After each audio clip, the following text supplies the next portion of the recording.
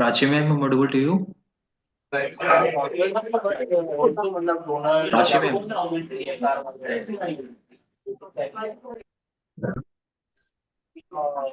Hello. Yeah, I'm audible to you, ma'am. Hello. Hello. Yeah, I'm audible to you, ma'am. हाँ हाँ Audible है. Okay, okay.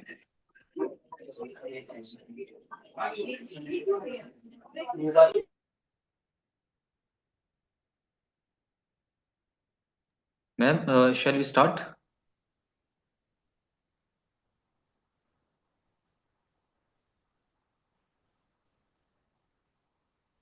Like participants will join by the time.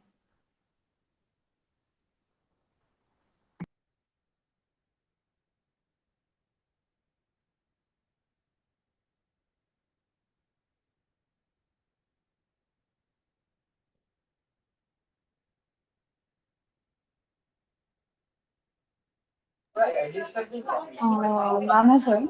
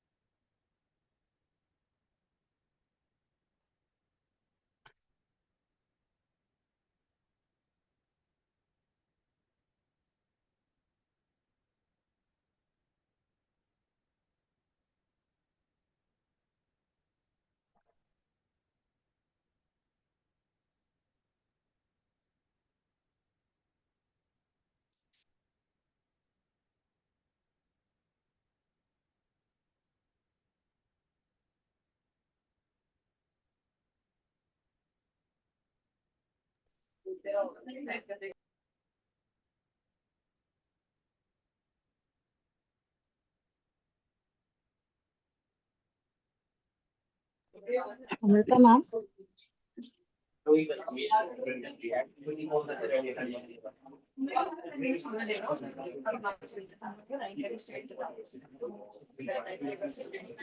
Amrita ma'am.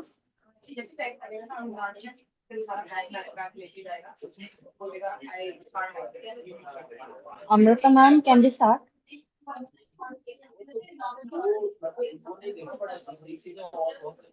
Hello? Hello. Yes ma'am. Yes ma'am. Yes, yes, yes. Okay. Hello, I am audible. Yes, please Yes. start. Yes. Pawan ji, you are audible.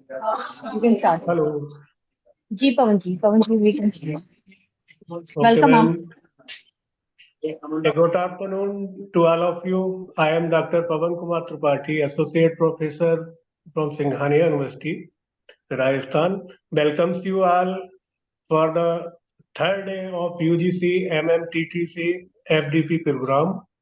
So I am thankful to the Director Sir of UGC MMTTC FDP and also thankful to Dr. Ankur Sharma, Coordinator Sir, and the entire team uh, to give the opportunity to introduce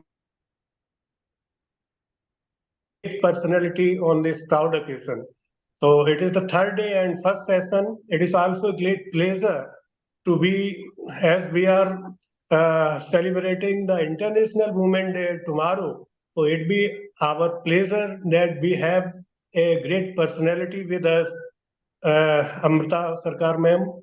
A brief introduction of ma'am is Dr. Amrita Sarkar ma'am is one of the founding member and secretary of IRGT, a global network of trans women and HIV.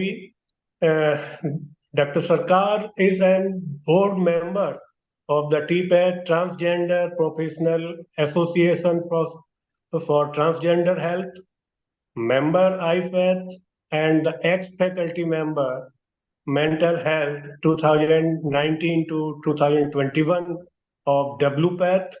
She is a part of Transgender Technical Working Group formed by the National AIDS Control Organization of India, and she is currently working as the advisor Transgender Well-being and Advocacy at the Alliance India in Delhi. Along with that, she has also chaired the session and be the guest speaker in various national and international events. So welcome, ma'am. As we all know that there are so many challenges in our life, like mental health is one of them. It is a big issue, particularly in the youth of India. Being an academician, it is our responsibility to spread and aware uh, the right thing towards the major issue like mental health.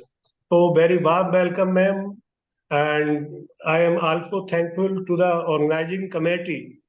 And thank you, everybody. I request to all the participants to be active and be responsible. So, ma'am, now it is over to you, ma'am, please. Thank you, everyone. Namaskar. Good evening to all of you. Thank you, Dr. Namaskar, ma'am. Pavan. Thank you. So, जैसा मुझे बोला गया था, I'll be talking more on gender sensitization. That is today's topic.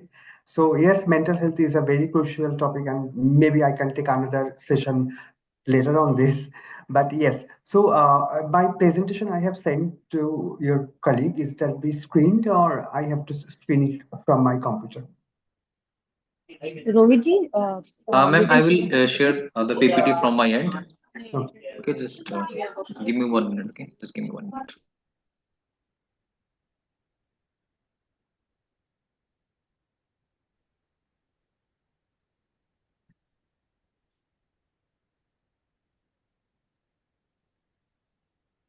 Ma'am, is PPT is there? It's coming. Yeah. So, one more. Yes, you So, can ma'am, make it in a full yeah, screen yeah. mode. So, ma'am, slides are moving or not, ma'am? Yes, Yes, moving. it's moving. Moving, Absolutely. right? Okay. Moving. Okay. Okay, so I'm making my video off so that the PPT is more important than me. So yeah, so today we are going to talk about gender sensitization and inclusivity. As Dr. Pavan was currently saying that yes, like even on the eve of International Women's Day, there are so many challenges we are facing at the different parts of the globe, and how we can think about an inclusive society. But before that, we have to have basics ideas about what are the different genders, their roles in the society, what is our preferred gender role, our preferred gender expression, who are these people whom maybe we, call as like abnormal people, or, not so-called cisgender people. So we'll also learn more about that with some scientific and medical evidence. Yeah. So please go to the next slide. Yes. So today we'll talk about identity. So what is identity as a concept? I mean, what do we mean about identity? Then it's about basic ideas about gender and sexuality, with information about non-binary gender identities and other sexual orientations. Definitely, we have heard about LGBTIQ people. So who are these people? What are the challenges they are facing? And what is the different socio-cultural, socio-legal context they have to go through in their life, and definitely what could be our role to make a more inclusive environment. Yeah, so please go to the next slide. Yes, so please stop here. So maybe you can send your answer in the chat box. You can see there are so many figures, and it seems like they are into different professions, right? So can anyone tell me who are these people by just looking at these figures? You can just send your reply randomly in the chat box.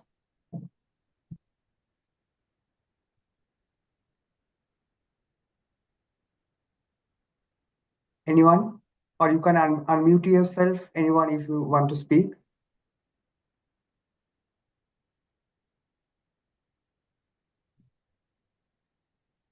Yeah, there's one lawyer, one doctor, Yes, I think one guard or policeman, yes, one chemist, or maybe, and one office going person.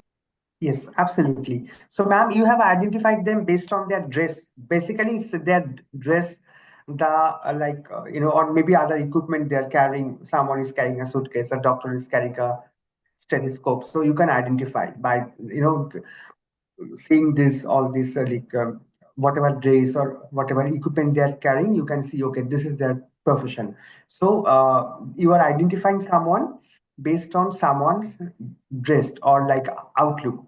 Yes, absolutely fine. Please go to the next page. Next slide, please. Now, who is what? So now we have known that there are so many professions and anyone can be, into those professions. And there can be a doctor, nurse, or any other lawyers. Now, definitely we know who are males, as you know already that they are assigned male at birth and have one X and one Y chromosome. Definitely you have had you learned that female are, who are assigned at birth, they have like two copies of the X chromosome. But I think this is like something new, or maybe you have heard about. There's another term, it's called intersex. And approximately 40 types of body or hormonal chromosomal assigned at birth. So that means maybe you have heard that when a child is born, but it's difficult to doctor to identify whether the child is a boy child or a girl child. Why? Because how do we identify a boy or girl? Definitely, apparently seeing their genital organ, right? If the boy, I mean, we can see there's a penis. If there's a girl, we can see there's a vagina, right? Then we identify, or the doctor identifies. But if the parents have an intersex child, there are so many combinations that maybe the person is with, born with a penis, but also some features like other, like female assigned at birth. So it's difficult to understand which particular, sex or gender that particular baby belongs to. So, and we also think that these are the people, I mean, who are actually known as Hijra, but absolutely not. Please, give this idea away from your mind. Hijra is a different socio-cultural identity. I'll talk about that. And intersex people are definitely, I mean, who are not as defined, who are not male or female, and they can be with any of these 40 types of like combinations. And from now onwards, you have to have in your idea that it's not only binary like male or female, child is born. It's about another identity. It's called intersex, and it's difficult. I will talk about more about this intersex category in my next slide. So please go on. Yeah. So I'm coming back to identity, who is what, and definitely you can easily understand because the girl child is having a like ribbon on her hair. So easily you can identify that number one picture is a boy child, and number two picture is a girl child. So there is no problem to identify them. Okay. So please go on. Now you can see picture one and picture two. There's someone who is like a bodybuilder and someone who is a ballet dancer. So can anyone tell me who is what? I mean, who is a man and who is a woman? By chat or by unmute yourself. Yes, Dr. Kuldeep. Dr. Kuldeep, please go ahead. I cannot hear you. Dr. Kuldeep, I cannot hear you. Or maybe you can just type in the chat box.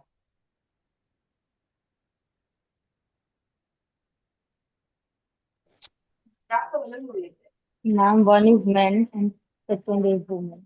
Okay, thank you. So one is man, and the second picture you are saying is a woman. See, I'm getting the response in the chat box. So most of them you're saying that both are male. Okay, that's also interesting. One ma'am is saying second male, one man, and two female. Absolutely. Okay. Then let us see actually who are they. Please go to the next slide. That slide will come later. So you can also see there are some couples, right? And I don't know why my side is echoing.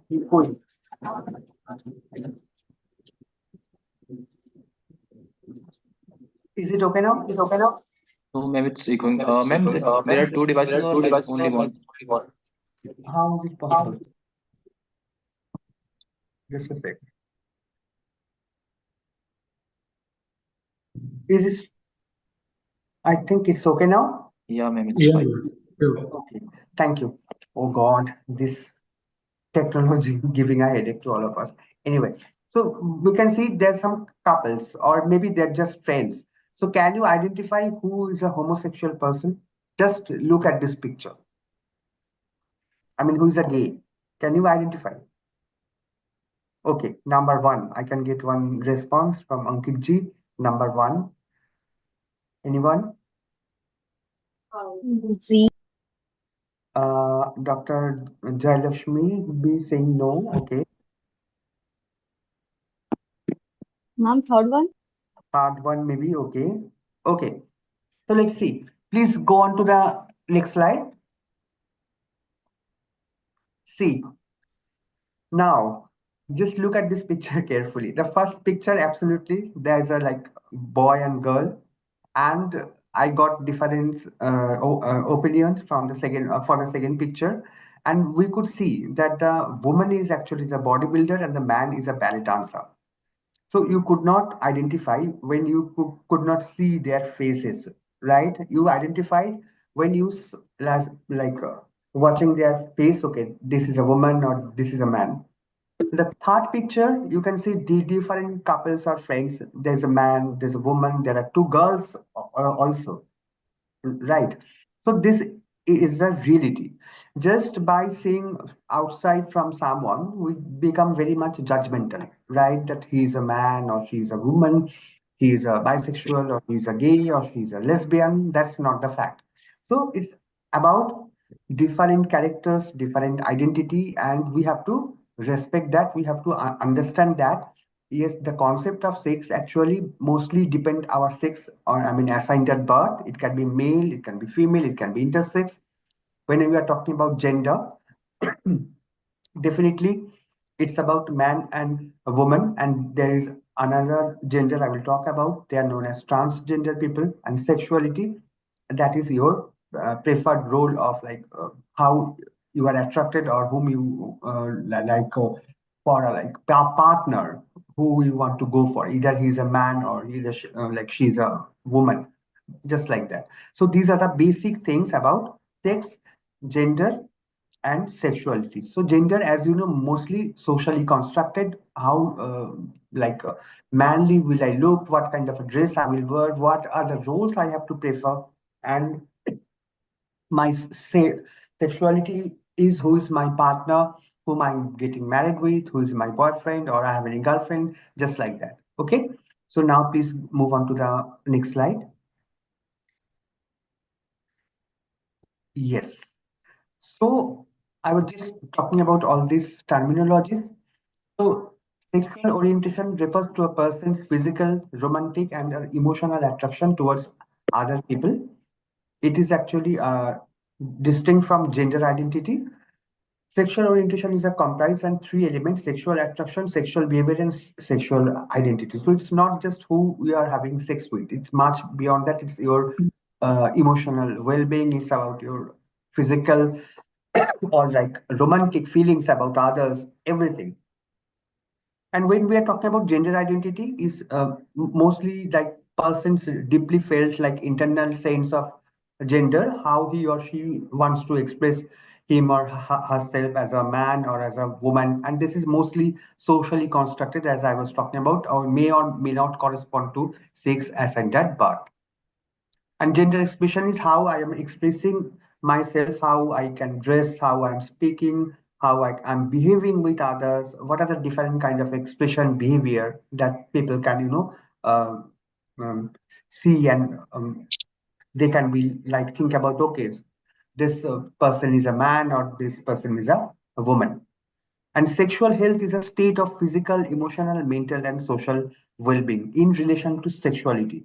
So it's not that, I mean, if I'm just giving you basic example, it's not that someone is like having AIDS or any kind of a sexual a disease that is only about sexual health. Sexual health is also, I mean, comprising our emotional health, mental health. It's a package, you can say. It's not merely the absence of disease, dysfunction, or infirmity.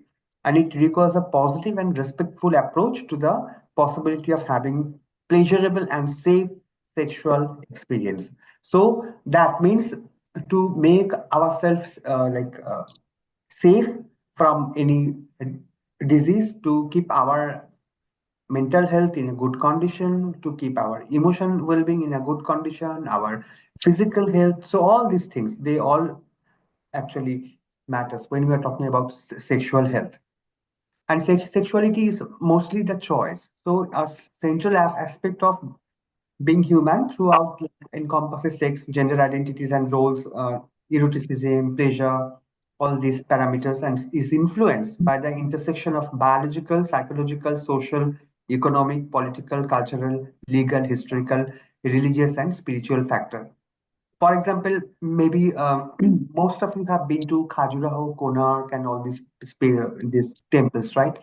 You have seen there are so many sculptures depicting different kinds of sexuality, same-sex behavior, multiple sexual behavior. So in our country also, like long time back, there were like different identities. Maybe they were into same-sex, or like somebody as a bisexual person. So those things were definitely there in our society long time back. Otherwise, how we can see all this sculpture in Khajuraho, Konark, in all these places, right? So there are different kinds of sexualities. It's a diverse, I mean, area, you can say. So these are the basic things we have to understand, that sexual orientation is like how I'm feeling, I'm getting sexually attracted to someone. Sexuality is about my choice, and it's also associated with my biological, psychological, all this being. Gender expression, how I'm expressing myself as a man or as a woman or as a transgender person. Gender identity, how I'm labeling myself as a gender, I mean, as a man or as a woman or some other identity. And sexual health also comprising of all these feelings, physical, emotional, mental health, and everything. There's a small picture also you can see at the right side of the slide, is called saying gender is here. So absolutely, I mean, gender is how we think, how we feel, that what is going on inside our head actually. Because I'm just giving you a basic example. Whenever a child is born in any family, and if the child is a boy child, there are parents, they say that, okay, you have to take care of your family tomorrow. Just be a man. You have to good show good result in your study, or maybe you have to be a very good like player like Sachin Tendulkar. You have to be an engineer. You do this, you do that. And also, if there's a girl child is born, we start to saying that no, you cannot go outside at night. You have to give company to your mother. You have to learn all your household work. Tomorrow, you have to get married. You have to learn cooking. So there are different roles actually already decided by the society according to our sex assigned at birth. So this is the picture is all about. So gender is not limited in our genital organ. It's our feelings, it's our identity, how I want to perceive myself, how I want to express myself. So it's more beyond that. I mean, beyond our genital organ, beyond penis, beyond like vagina. It's not about sex. It's about how I want to see myself as a man, as a woman, as a trans person. Okay, I think so. You have now more clarity on this. So please go on. Please move to the next slide. Yeah, please go on. Please change the slide if possible. Yes. So, and earlier, I was telling you like who we are. I mean, there are different identities. Cisgender definitely, means having a gender identity that matches one assigned at birth. I mean, if a girl child is born and she has no problem, she is behaving like a so-called girl and, like doing all the roles like given by the society or the parents, that is, she is like doing the household work. She is dressing up like a girl, like in traditional way. She's like all other roles as a girl one has to play. So definitely we can say like, okay, this is a cisgender girl or a cisgender woman. If we are talking about lesbian woman and gay man, they are attracted to their same sex. So lesbian means if a woman is attracted to another woman, as a gay man means if a man is attracted to another man. Bisexual people actually both are attracted to both the sexes. Intersex people, I was telling you, that are born with physical or biological sex characteristics, including sexual anatomy, reproductive organ, and or chromosomal pattern. They do not fit the traditional definition of male and female. Then there's another common term is called queer. Maybe you have heard about it. Queer is a umbrella term that lesbian, gay, bisexual, transgender people, all these people with alternative gender identity, alternatives, sexual orientation, they fall under this word. It's called queer. Asexual is they refer to those individuals who have less like interest or actually no interest on like sexual act or any kind of a sexual attraction. So these are the identities. Definitely, it's clear now. Now you know who are the lesbian, who are the bisexual people, who is a transgender. Transgender people in India is used as an umbrella term. And actually, in India, we have different kind of a, like native identity. If you go to the South India, there are terms like Aravani, Jokta, Jogamma, all these things. And transgender can be a trans men, trans women as well. I mean, trans women who are male assigned at birth and want to become like a woman, and trans men actually female assigned at birth and wants to become a man.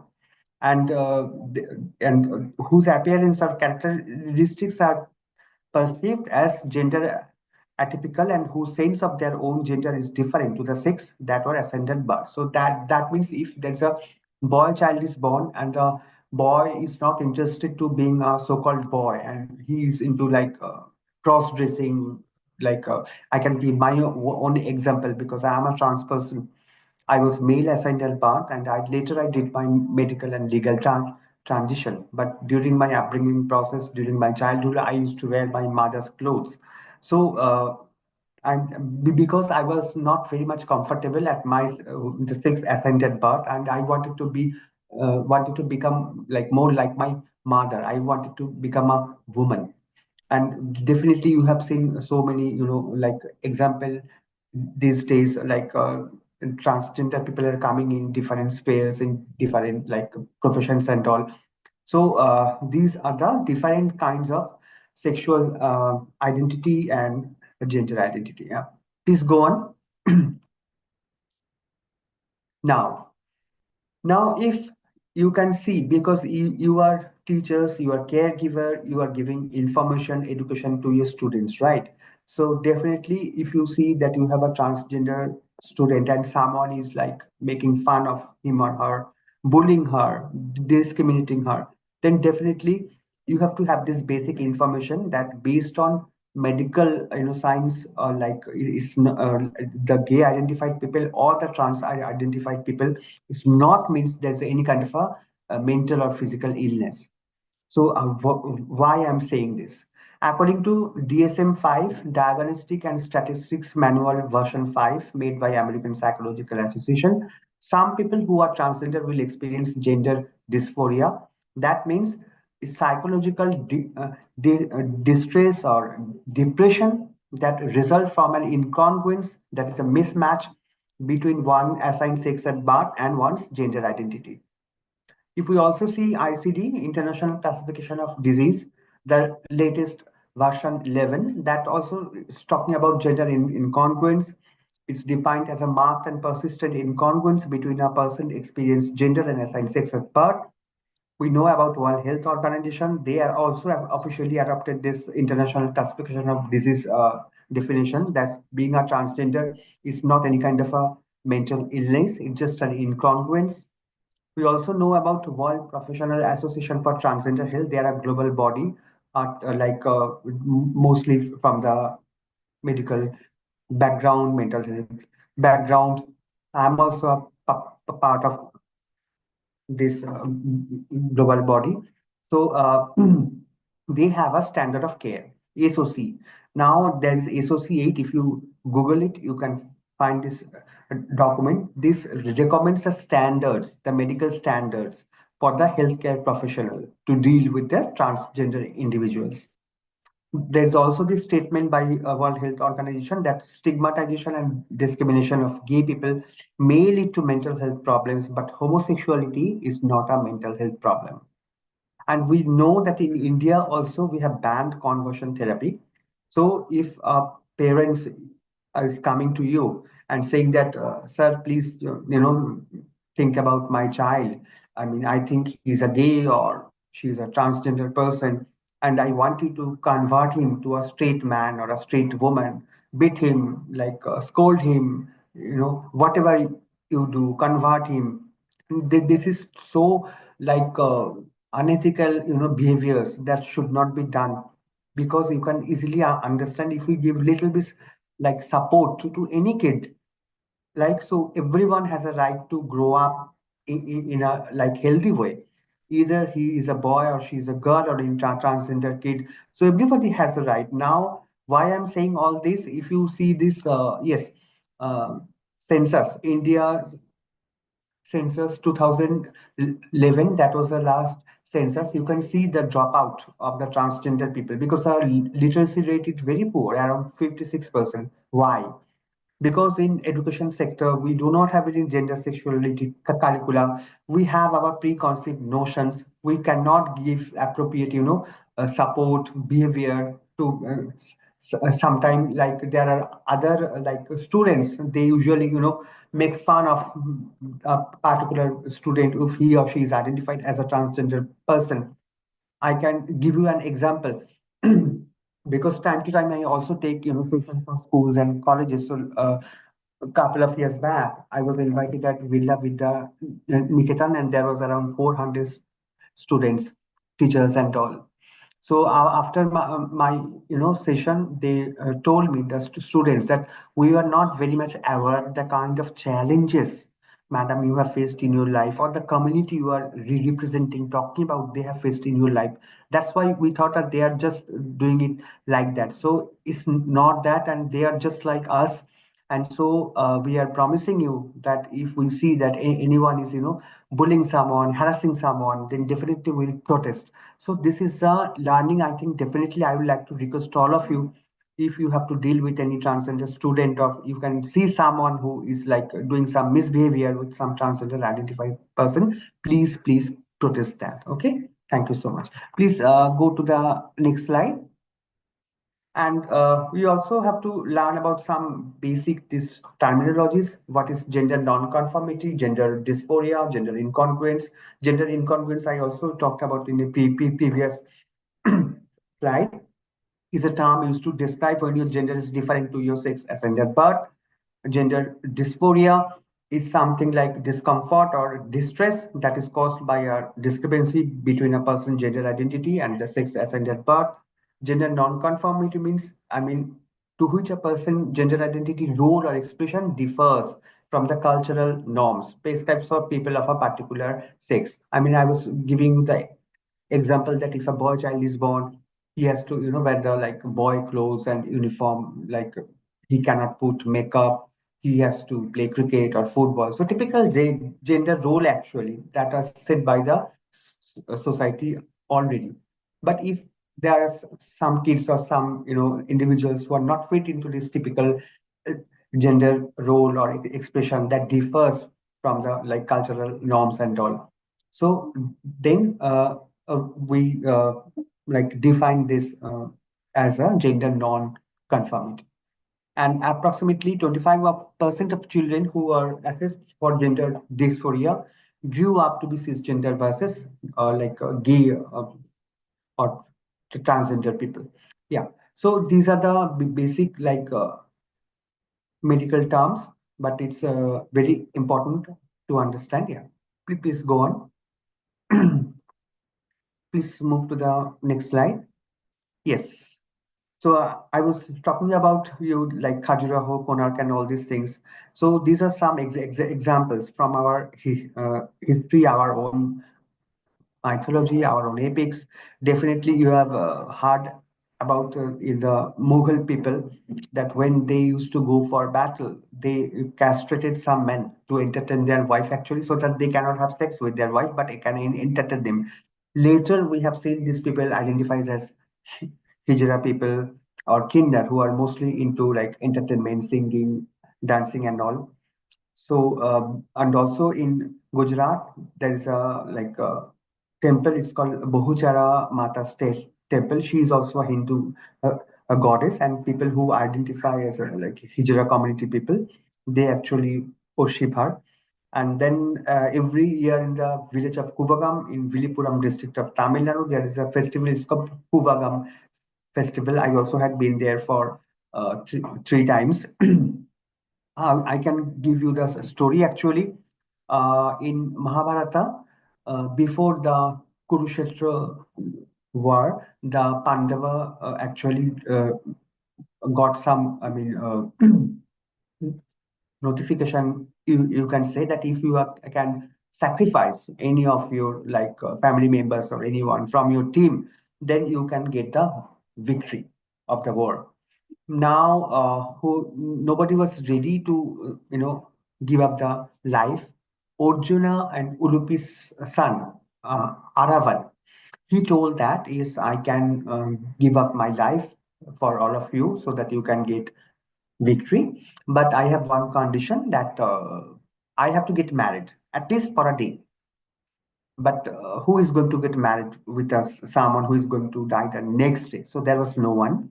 Ultimately, Lord Vishnu, he took the Mohini avatar, this form, and now and they got married for a night.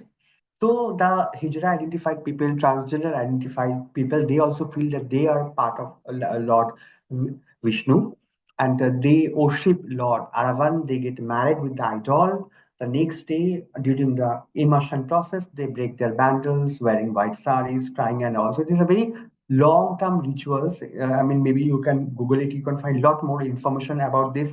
Not only Indian people, people from different countries also visit our country, particularly for this festival. So why I'm saying all these things, that in Indian culture, in Indian epic, in Indian history, there were existence of LGBTIQ people. Definitely the best example is Ardha Narishwar, this is another form of Shiva, half male and half female. Definitely you have heard about Brihandara when Arjun had to stay 1 year and he became she actually. We also had heard about Shikhandi. Yes. So there are so many examples. Definitely you have talked about, you have learned. So this will give you some kind of a sense that in our country, in our history, in our epic, there were people from the LGBTIQ community, and they could not be identified just as so-called male or female. Yeah. Please go on. Please go to the next slide. And yes, so now why we have to work with these people or for these people? So it's saying globally, these populations are particularly vulnerable, are disproportionately affected by HIV due to certain risk behavior. Why I'm telling you, For example, think about a transgender kid who is thrown out of the family, and she or he doesn't have to go anywhere, no space, or so, and the only option is involved in sex work or going to a hijra culture. I'm not saying these professions are bad, but options are getting limited if people are offering more money to have unprotected sex without condom for more pleasure. They have to say yes. So this is a very basic example. And there are other structural factors like stigma, discrimination, violence, like every time is happening with these people. And as stated by World Health Organization, transgender community members are more prone to HIV, like 13 times more. And the stigma and discrimination can lead to gender-based violence. It can cause like poor mental health. Definitely, we have heard in instances where they are denied when they are going to police station. People, they are harassing this community people. There's lack of comprehensive and community-friendly healthcare support. If we talk about healthcare, education, like livelihood, legal aid, we need more inclusive services. Whatever services is now available, it's not sufficient for them. A lot like a big percentage of this LGBT community are also into like substance abuse, alcohol, and tobacco use and all, and they cannot get married. People who belong to like a same-sex couple, they cannot get married. There's no particular adoption, law or rule for this LGBTIQ people. Even property inheritance is a problem. So there are so many like factors that actually influence us, like or like our makes our lives vulnerable, makes our life in like a difficult or challenging situation. So that is why it is important to work these people who are already marginalized. Yeah, please go to the next slide.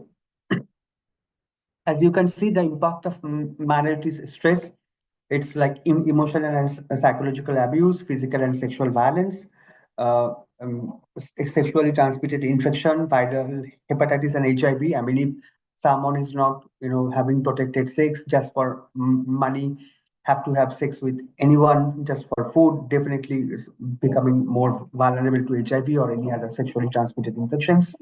Substance abuse, definitely poor mental health. We can also see suicidal thought. I mean, time to time, we can see some news in the newspaper that some person is identified as a lesbian or gay committed suicide.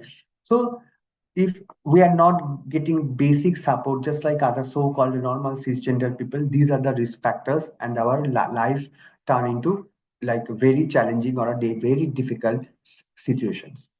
Please go on to the next slide. And this is a legal history in brief. So I was talking about our own history culture that was very much friendly. That's why you can see all those sculpture on Khajuraho, Konark, all these places. But the problem happened when British came to rule us. They actually brought this colonial rule, and they actually brought this Criminal Tribes Act and like this Hijra, LGBTIQ people. They eliminated all their rights. It was 1871. Then after this, they are gone in the post 1947. It's 1952. Then there's this post-independence, India replaced this act, but maintained the criminalization of entire groups of the people. Then there's a judgment came and at MP High Court. That court recognized that the customs of the Hijra community and the rule of the property would be inherited as per their customs, because they have a very family-like structure. There's a guru, there's some chelas or subordinates. So guru will have the rights to give the wealth to the next generation, or the subordinates to her chelas. Then there's a very bold judgment came in 2014. It's called Nalsa versus Supreme Union of India. Judgment was given by the Supreme Court, and it came up with the self-identification of gender. It clearly said that if someone is identifying or self-identifying as a transgender person, he or she will have the full rights to identify himself or herself as a transgender person. The transgender bill came in, actually, the work started from 2015. The bill came in 2018. The bill had got like many flaws, including me. There were so many people, I mean, activists, resource persons. We did time to time meet with the, political leaders. We did press conference because even this definition of the transgender people itself was not correct, and there were so many flaws actually.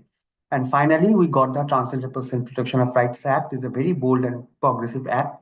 Only thing is that there are a couple of things still we have to rectify that.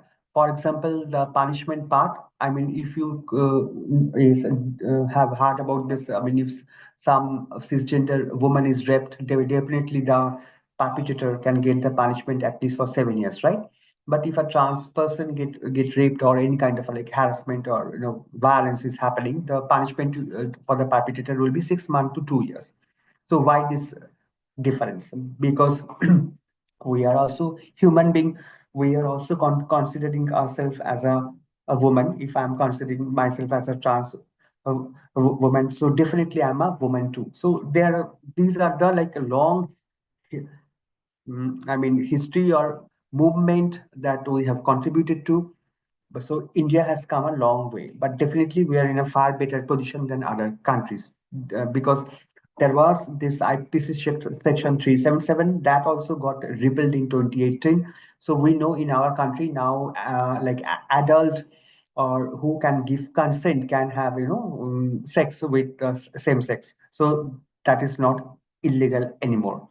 So these are our legal, steps or history. If I talk about the LGBTQ identity and their movement, please go on to the next slide. This is a very important slide.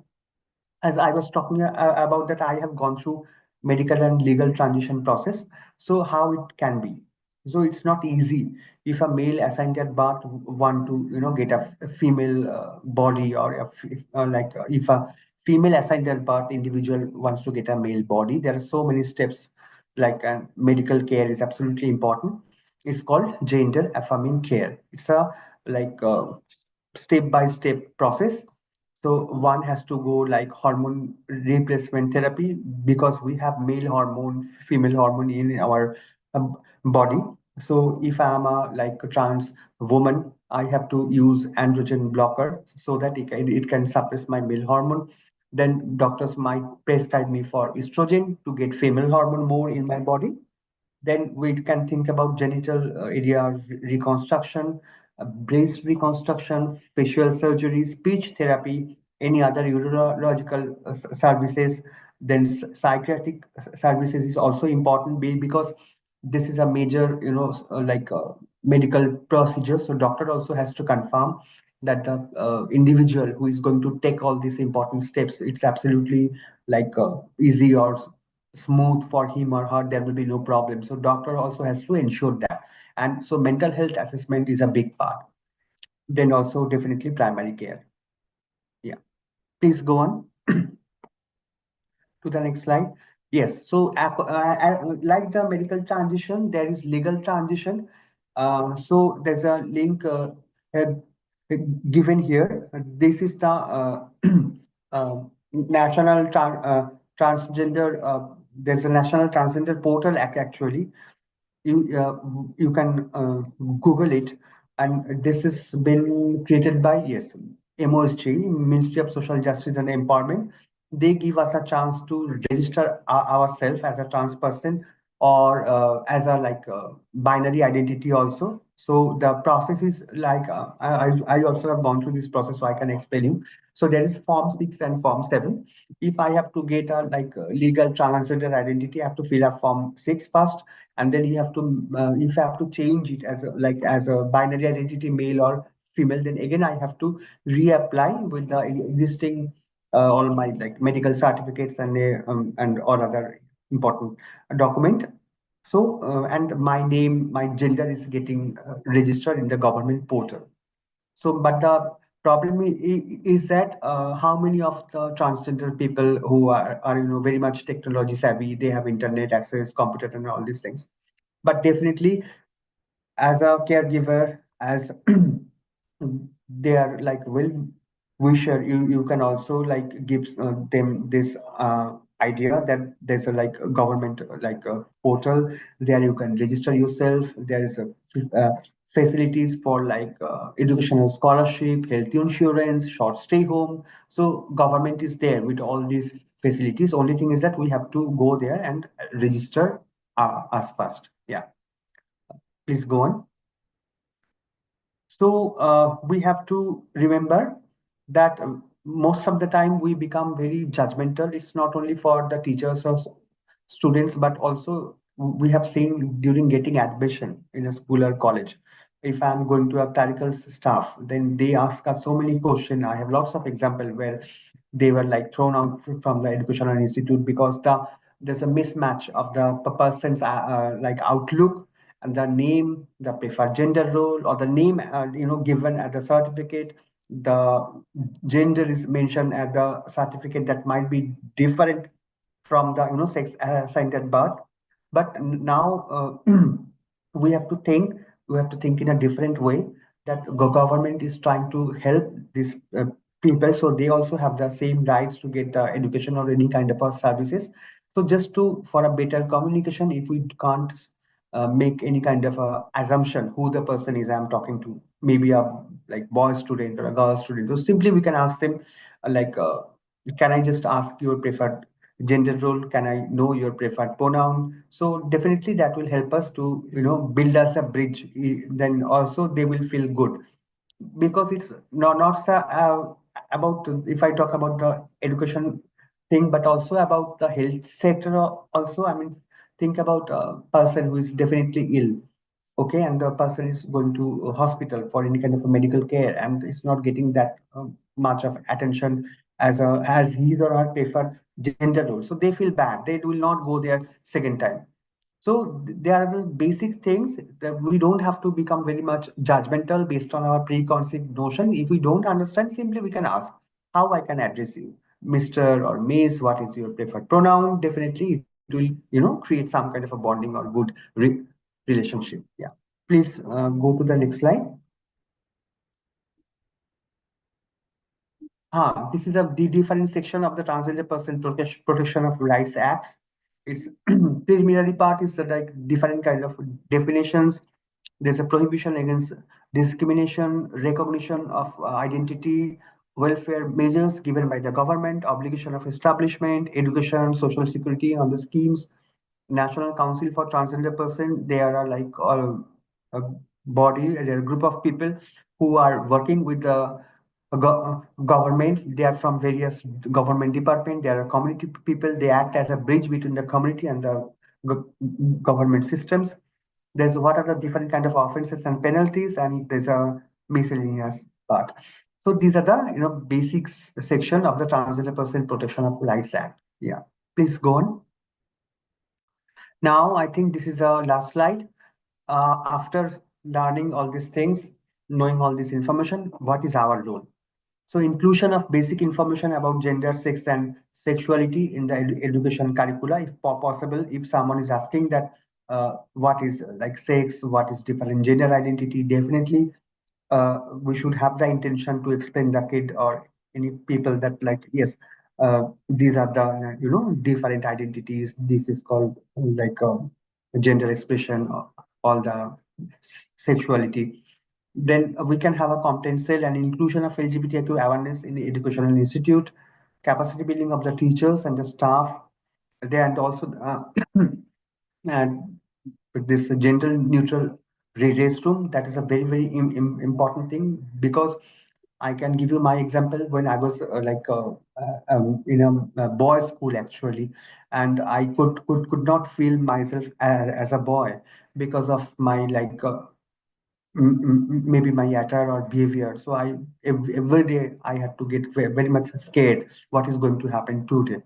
So I could not use the restroom freely just like others. I had to wait when the class will get started. Otherwise, other student could molest me, abuse me. So you can really understand. I had to suppress my nature call. So I hope to today, after listening to me, you can understand the pain and the problem. So definitely you will also take some steps that you also have some kind of a gender neutral washroom in your college or in your educational institute. There will be parent sensitization program. We have to create awareness of the harmful effects of homophobia and transphobia. So phobia means fear. We don't have to get afraid of these people. They're just like us. That the feelings we have to have in our mind. We have to ensure participation of the LGBTIQ students in extracurricular activities, sports, or any other cultural event. We have to promote allyship program.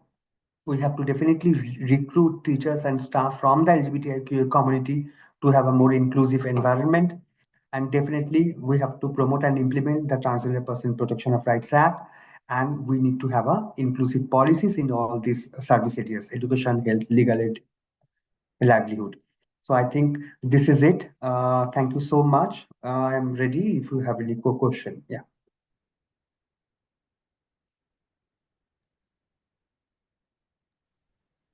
Dear participants, you can also introduce to the speakers. Thank you so much, ma'am, for this wonderful session, and it is very informative. And if someone has any query, they can ask directly, allowing everyone so they can unmute themselves or even in chat box.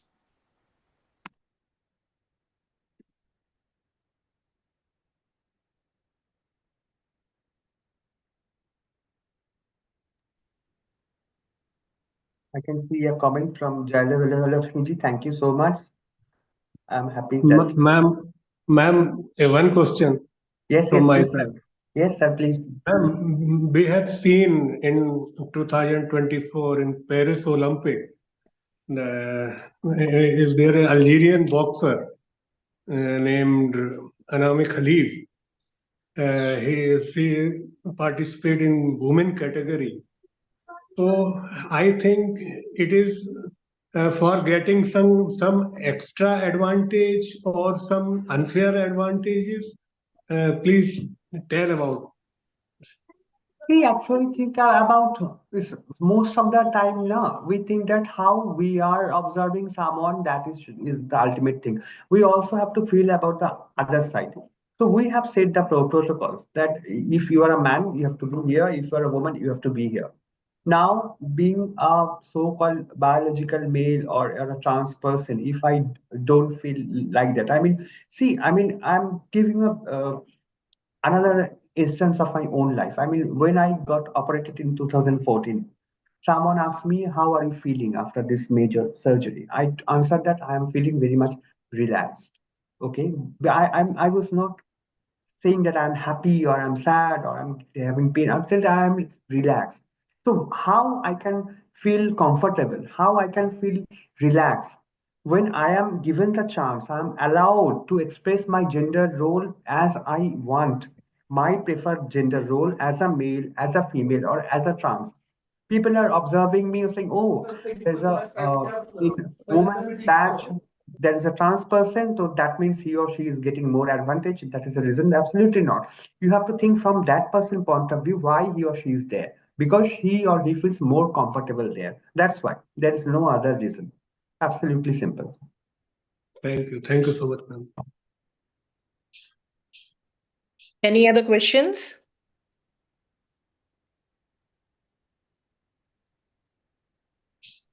So I hope we don't have any other questions. So thank you so much, Dr. Amrita Sarkar, Thank you, for Dr. such an insightful and eye-opening session on today's topic, which is gender sensitization and inclusivity, the need of the fast-paced society. It was wonderful listening to you and your experiences. Not only was the session very informative, but I found it very eye-catchy also, which was full of pictures, and each one of us enjoyed answering your questions, looking at those pics, and then getting deceptive when you showed the full pics.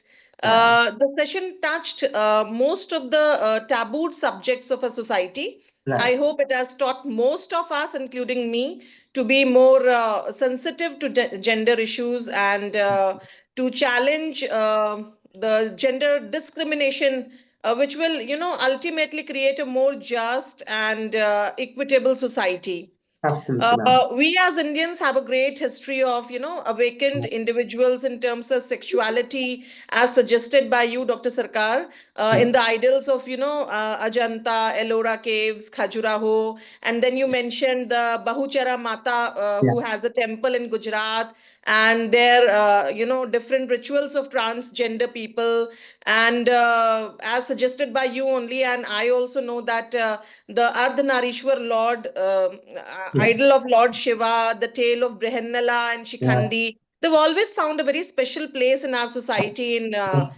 Yes. our medieval age. Yes. The session touched all the important aspects of, say, it, gender equality, why gender sensitization is necessary for everyone, how we are required to act, speak, dress, groom, and conduct ourselves depending on our gender. What are the various stereotypes, ideas in our society, and very hot topic of all the corporates nowadays, that is gender discrimination in the workplace, and why and how one should speak up for their gender identity, as very visible nowadays in case of LGBT category. The session clearly showcased all the various types of gender inequalities also. Thank you, So ma'am. in reference to this particular FDP, as NEP 2020 aims to address the issues of gender inequity in recruitment of teachers in rural areas also. Yes. Um, and the policy hopes to adopt new methods that will ensure that merit and qualifications are taken into consideration, and that women and other LGBT people are provided appropriate forums for recruitment, as suggested by you in your talk also. So definitely these kind of talks, they aim to involve all forms of people in the path of progress of our country. So thanks once again. Thank you, ma'am. Thanks And to all the I also participants. like to add, yeah, I like to add one thing before you conclude. Currently, we are going through a very tough moment. Tough moment. We know what this US government has done actually. They have removed transgender identity. They only are now identify male and female, right? So you can see how difficult it for me. They have taken the community back long time ago, right? So and we are associated with healthcare sector. We can see that information, the challenges they are facing worldwide, and that's why I wanted to tell you that we are fortunate that we have a Transgender Person Protection of Rights Act. We have repealed our IPC section 377, so that means our government is also wants to support us, right? So We're taking, fortunate to be yes. born and brought up in a country like India, Yes, yes, madam. absolutely, absolutely. So we have to take that advantage, so that we can think about a inclusive, you know, environment where everyone can be accepted, and people should not be judged. That is the bottom line. Anyone, has to be assessed based on her talent, skills, not on any kind of Right, gender right. identity or sexual identity. And thank you all Mhm. so much. Thank you all so much. I really had a great. Thanks to you, and thanks to all the participants Thank you. Thank you, madam. who have Thanks a lot. made this talk and all of us more aware on this topic by the storming talks. And we really look forward for many more talks on this very important topic, which touches our society. Thanks Thank once again to everyone involved. Have a great evening ahead. Bye Thank bye. you. Thank you. Bye-bye.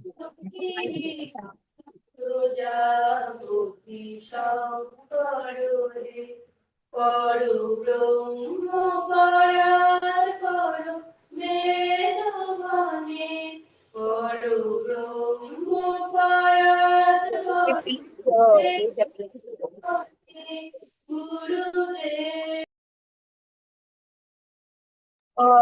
Our guest will join at 6:30. We will be having our next session at 6:30. So we'll start at that time. So you can all take a short break. Just be in the middle.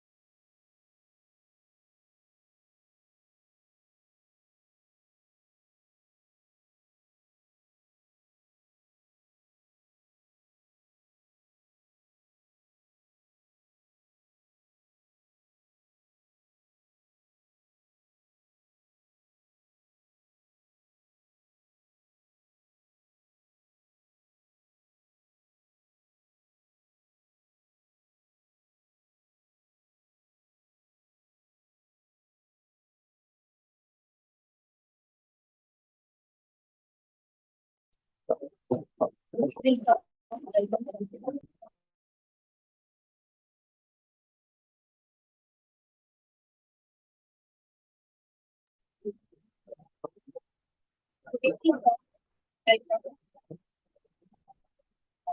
Francis,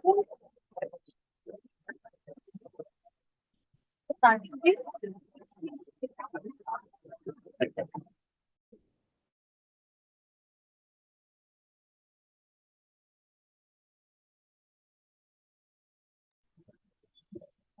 Francis ji, Yes, ma'am. Mr. Francis ji, you can start with the welcome address. Our guest has joined. Okay. So shall I start, ma'am? Yes, sir. Ji.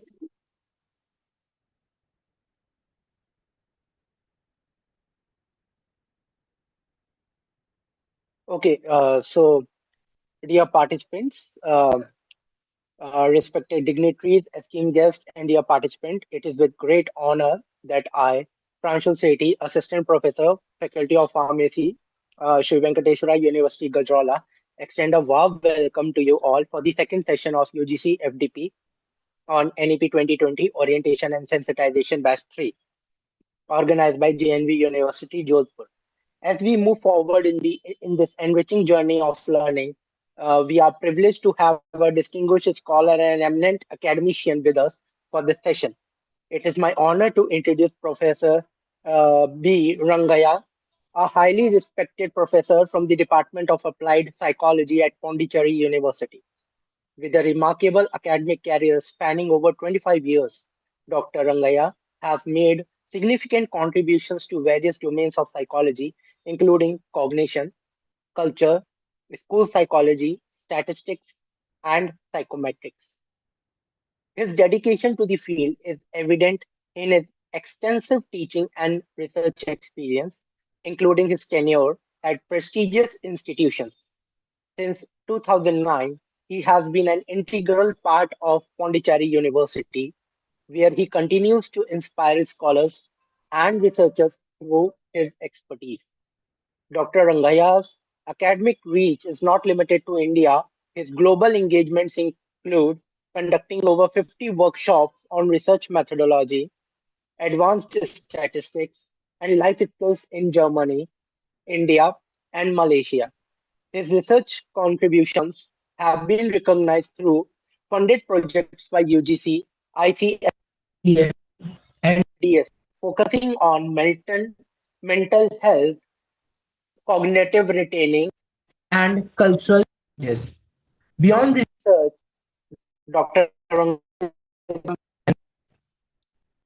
having surpassed curves and having supervised 13 PhD scholars and a postdoctoral fellow, many of whom are now contributing significantly to academic and research. A prolific author, he has several books and nearly 50 research publications to his credit, covering a diverse range of topics, including psychological perspectives on displacement and student mental health. Today, we are fortunate to have him lead this session on holistic education and multidisciplinary education, a topic of immense relevance in the context of NEP 2020. His insights and expertise will undoubtedly provide us with a deeper understanding of how education can be more inclusive, integrative, and dynamic in today's fast evolving world. Without further delay, let us all extend a warm round of applause and welcome Dr. B. Rangaya to take this session forward. Thank you so much, sir. Come, please, over to you, sir. Thank you, sir. So it was wonderful listening to you. So good evening, friends. Sabhi ko namaskar. Hope I'm audible to all of you. So am I audible to all of you, friends? Yes, sir. Yeah, thank you. So at the outset, I'm very thankful to the authorities of Jainar and Vas University and Sri Venkateswara University authorities, and I'm also thankful to Dr. Professor Rajesh Kumar Dubey sir and all the participants who are here. So shall I share my PPT?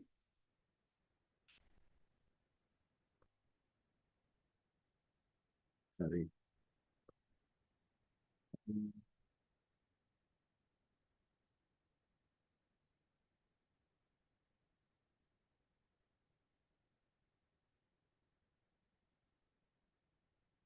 Yeah, is it visible, friends?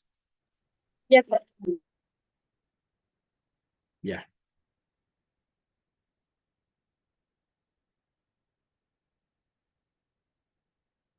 Yes, friends. So today, in this session, that is from 6:30 to 8 o'clock session, I'll be talking on holistic and multidisciplinary education and why this is important.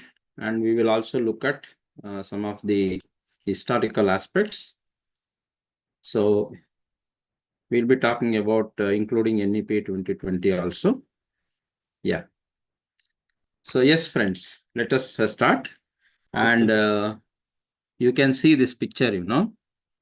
And seeing this picture, आप सभी को एक story तो याद आ रहा होगा. ये पंचतंत्र में एक स्टोरी है. So a priest, he goes to perform a puja at one rich man's house, and while coming back, so they present him with a goat. So when he is bringing the goat to his home, so तीन चोर देखते हैं ये इसको. तीन चोर देख के सोचते हैं, सो किसी भी तरह ये गोट को हमने इससे लेना है करके. So on his way, one fellow comes and he comes and tells, hello priest, how are you? And why are you carrying a dog? Then priest tells, you fool, this is not a dog. This is a goat. Then that fellow, you know, laughs at him. The thug laughs at this priest and goes away. And priest is walking further.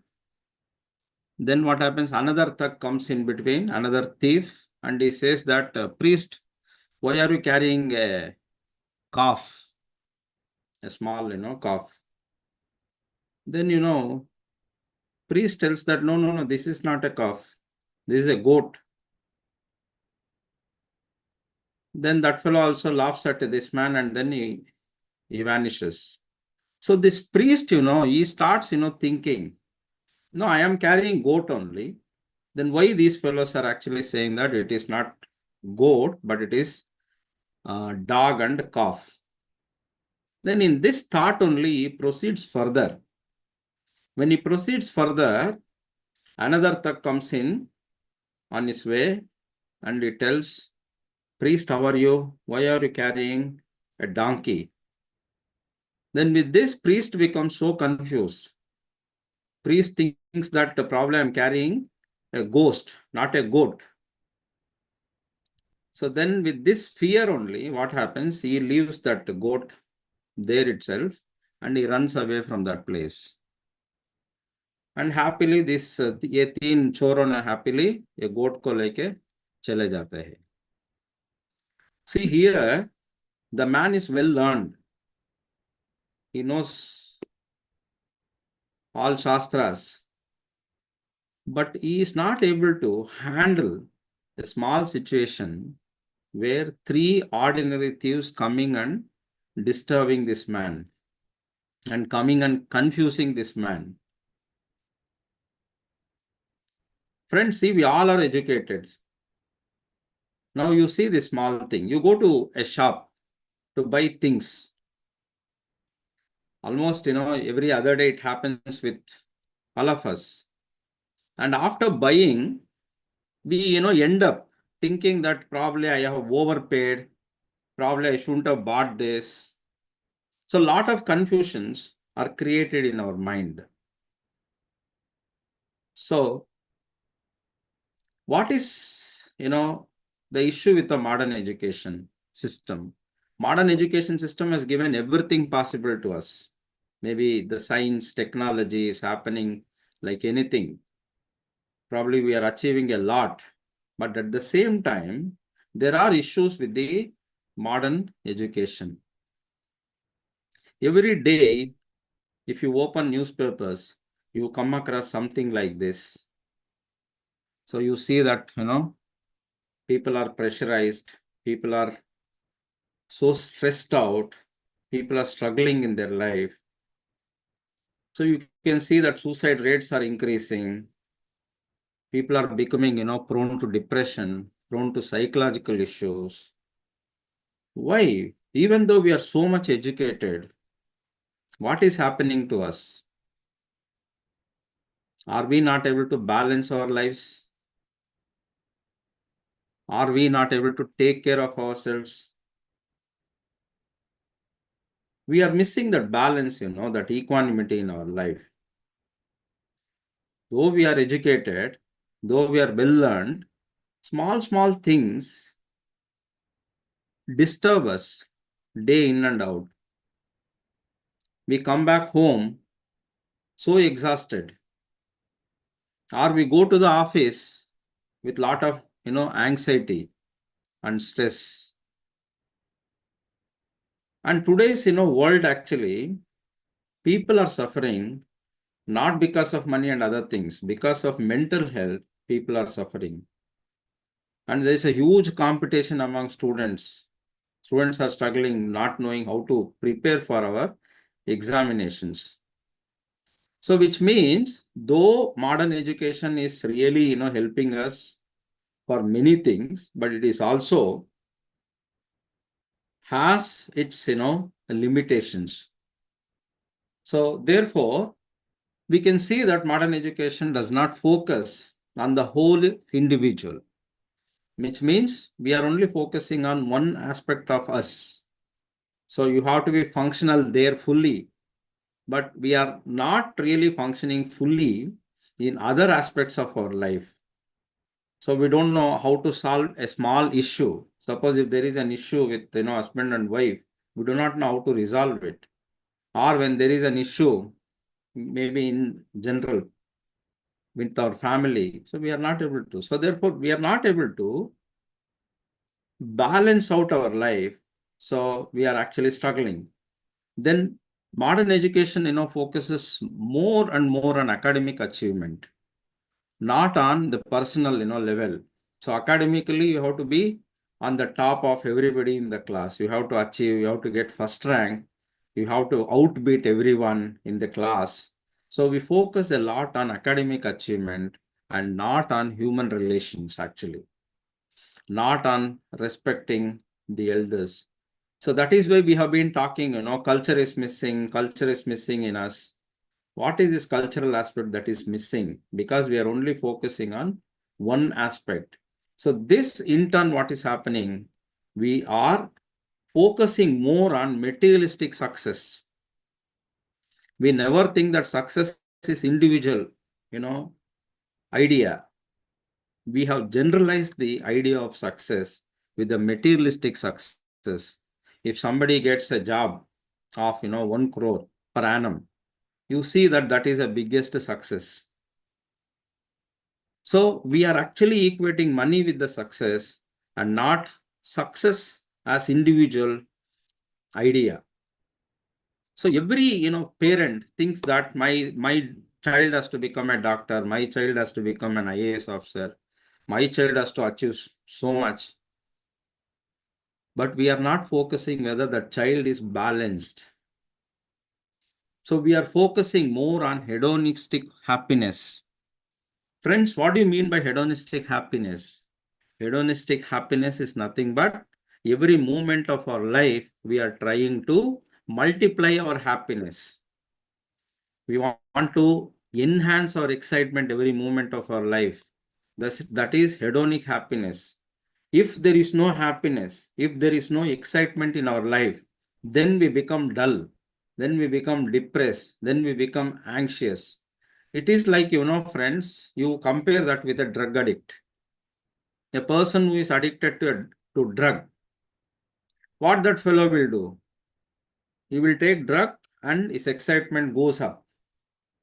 And when the effect of the drug comes down, again he wants to enhance his happiness by again taking drug.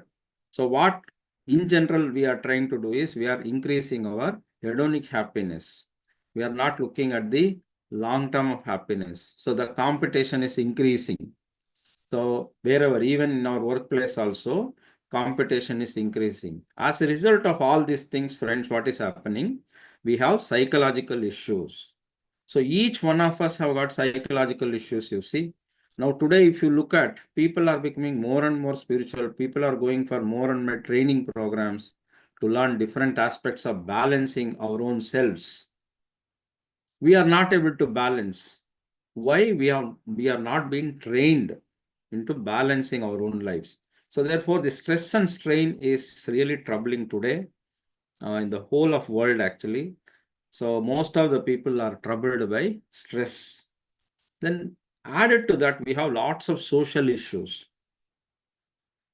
That happiness itself is missing. So much of conflicting situations are there in our life. So this has again created another hurdle for our happiness. So overall, friends, what is happening is today life is the well-being is affected. So emotionally, we are not balanced. Emotionally, we have become kind of neurotics. So we have, a lot of issues in our psyche. So therefore, even though modern education has given a lot to us, so I'm sure you would agree with me that lot of issues are there. So I remember, so sometime back, maybe 2-3 months back, one of our friends, called me from Chennai. He said that I want to talk to you, sir. I need counseling for my son. His son is doing engineering. And I kept on talking to him. Over phone only it was happening. And then I asked, what happened to your son? Then the father is telling me, no, son is not listening to me. He doesn't focus on studies. He's not bothered about his studies. So he has some issues with studies. I'm really worried about his life in future, his success in life. He is so much disturbed, friends. He is so much perturbed. He again and again is talking about the issue. Then I asked him, what is happening? You tell me why you think like that. So his father says, whenever I talk to him about his studies, or whenever I talk to him about his life, or whenever I talk to him about his future prospects like employment and other things, he doesn't want to listen to me. So he increases the volume of the television. So what is happening here? So son doesn't want to listen. Then I asked this man, sir, is he doing this, increasing the volume right from day one, or is it a recent development? Then the father is telling this is a recent development.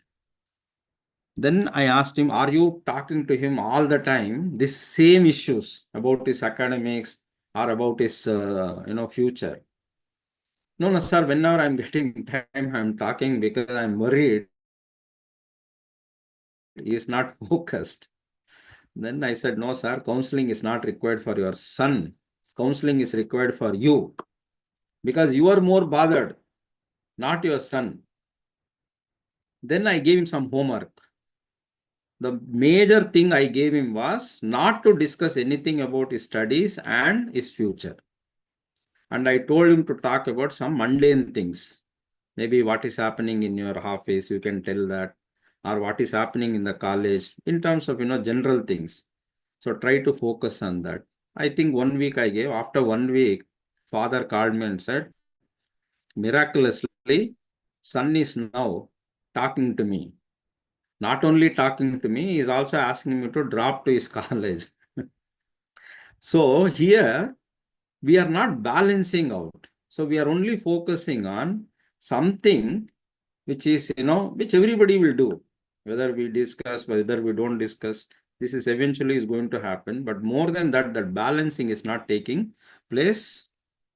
So friends, what is actually happening is, have three selves actually according to a theory in psychology. These three selves are actual self, ideal self, art self. Friends, in each one of us, please try to understand, this is very important for each one of us. In each one of us, actually, we have these three selves: actual self, ideal self, and art self. And all the time, you know, friends, we will have conflicting things among these three selves within us. Actual self is whatever we are. Ideal self is ideal self that you want to reach in terms of psychological, in terms of physiological, anything it could be about, everything about you only. So you are actual whatever you are. From there, you have decided where you want to reach. That's it, ideal self. Art self also is there. Art self is where society wants you to reach, to have such a kind of self. Friends, all of us struggle with this. So many of us criticize, especially, if you look at the students, they have lots of criticism about their own selves. Even we will be criticizing our own self based on these things.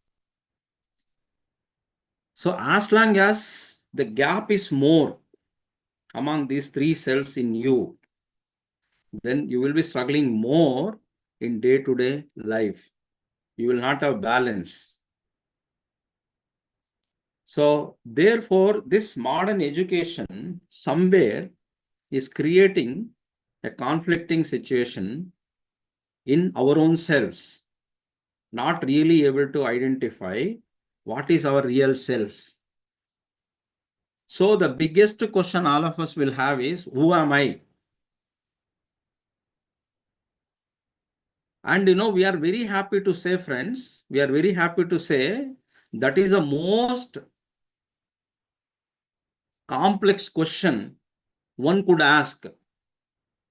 And we are also happy to say that nobody can understand themselves. So with this, we become happy and we go on with that kind of impression only, having conflicting selves. In theology class, it seemed there was a question, who am I? And one student got 100 marks out of 100 marks.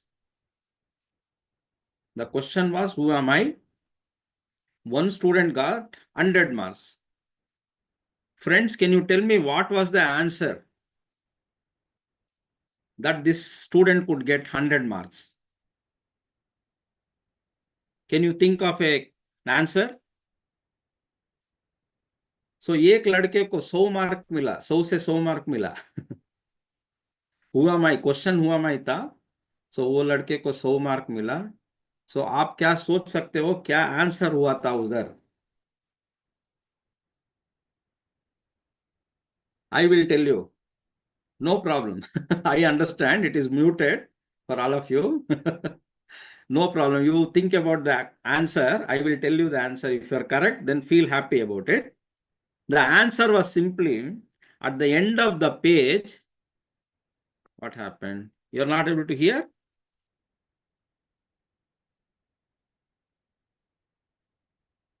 Yeah, question mark. Super, super, super. Very good. Excellent. Give me a big hands, friends. Yeah. Saurav Mitra. Give me a big hands. Super. Yeah, some. Yeah, audible. Good. So the answer was question mark. So a student had written a question mark. For that, 100 marks was given to him. Friends, I say, being students of psychology, that cannot be the answer. One need to understand about our own selves. There is a possibility for us to understand ourselves, and probably we are in a race. We are going ahead all the way, not trying to understand our own selves. See, now we have lived with our own selves for many, many years, 20 years, 30 years, 40 years, 50 years, even beyond 50 years. And if we are not able to understand about our own selves, then what will we understand? So therefore, in this modern, whatever education system we have, so what is happening is it is creating kind of, conflicting situations for our own selves. We'll move on. Therefore, we are talking about holistic education. So what is holistic education then? See, holistic education is where you focus on the whole of the person. So you don't focus on one aspect of an individual, but all multitude of, an individual's capabilities, individual characters, individual as an individual, many facets of an individual. So you have to focus on all these aspects. So noble character, whether, the character of the person is noble, upright, useful knowledge, whether we have, useful knowledge around us, healthy living. And today, if you see, lots of, economy is happening only on this healthy living only. Human relations. Today, what is missing, greatly, friends, these human relations are missing. We are missing family relationships, relationship with our friends, relationship with our co-workers, relationship with people. Unnecessarily, we have pride in us. Without any basis, we have pride in us, which will actually, disturb our human relations. Normal, human relations are disturbed with these kinds of, pride. And daily living. So living should happen. So what happens now is we are actually imbalanced. We focus more on one aspect, maybe on our work or maybe on our family or something. We are not really, balancing our daily lives. We are not really understanding what is really happening with me. So then public service. Of course, today, many people are actually coming forward for public service, but it may not be that enough. So more of public service orientation should be there in us. Then self-knowledge, which I was just talking about, So self-knowledge is very important, If you understand about our own selves, what I like, what I don't like, don't you know, these are very, very simple things. Don't we know that what I like, what you like, what you don't like, what is your favorite thing, what you enjoy more, what you don't like, what you don't enjoy. Each and every aspect, we know about ourselves, but only thing is we have not observed our own selves. We have not compiled these things. So therefore, we are not having even self-knowledge. Even the self-knowledge, what we have, we are confused a lot about that self-knowledge itself. So one time I'm like this, another time I'm like that. We ourselves don't understand what is happening with me. So that is why the concept of holistic, development talks about all aspects of individual, mind, body, spirit, and learning cannot be separated. All has to be, trained together. That is why they focus on experiential learning now. UGC is talking about all these things, love for learning. So not just learning for the purpose of learning or out of, pressure and anything, and meaning and purpose in life. What we are missing today is meaning in our life, purpose in our life. What am I going to do after 10 years? What am I going to do after 20 years? Where I'm going to reach? So this long-term perspective is missing in people today, actually. So since we are only going, behind hedonistic, happiness, we are missing this meaning and purpose in life. Meaning and purpose in life is also called as eudaimonic happiness. Eudaimonic happiness, where you focus on the long term, you have a lot of, happiness when you actually focus on eudaimonic happiness. Otherwise, what happens if you focus on hedonic happiness, whenever you get something to feel happy, you feel happy. Then when you don't have anything, you come down. So it is like, always you will have ups and downs in your life, particularly when you take happiness. Then social relations. What is greatly missing today is our social relationships. So earlier, people used to enjoy that, social relationships. But today, social relationships are, hampered greatly. So we don't meet with our relatives quite often, or we don't interact with this one. But nowadays, it's good that many families, they are creating WhatsApp groups. At least once in a while they talk, they say good morning. All those things are really good. So social relationships also are important. Humanitarian values. And today you all know that today is selfie world. Or you shoot videos when there is an accident, instead of going and helping them. So we try to shoot video or take selfie. So this is the thing. So it seems a reporter was reporting about kind of this one. What is that? About an accident. Instead of going and helping, is very clearly, if you see television, they very elaborately explain what is happening, instead of asking some intervention to take place. So where are the humanitarian values? That's a question here. So therefore eudaimonic happiness is missing. So therefore we have to focus on eudaimonic happiness. Yeah. Friends, now let us talk about this holistic personality. Then what is this holistic personality? Friends, can you call Sri Ram as having a holistic personality? Do you think Sri Ram had a holistic personality? Yes or no, friends? If yes, why yes? If no, why no? You try to think. But I feel that majority of you would say that Sri Ram had this holistic personality. And coming to Buddha, Gautama the Buddha, the question is again, did he had this holistic personality? Yes or no? I feel he had holistic personality. I think yes. So if you think yes, you also think why he had this holistic personality.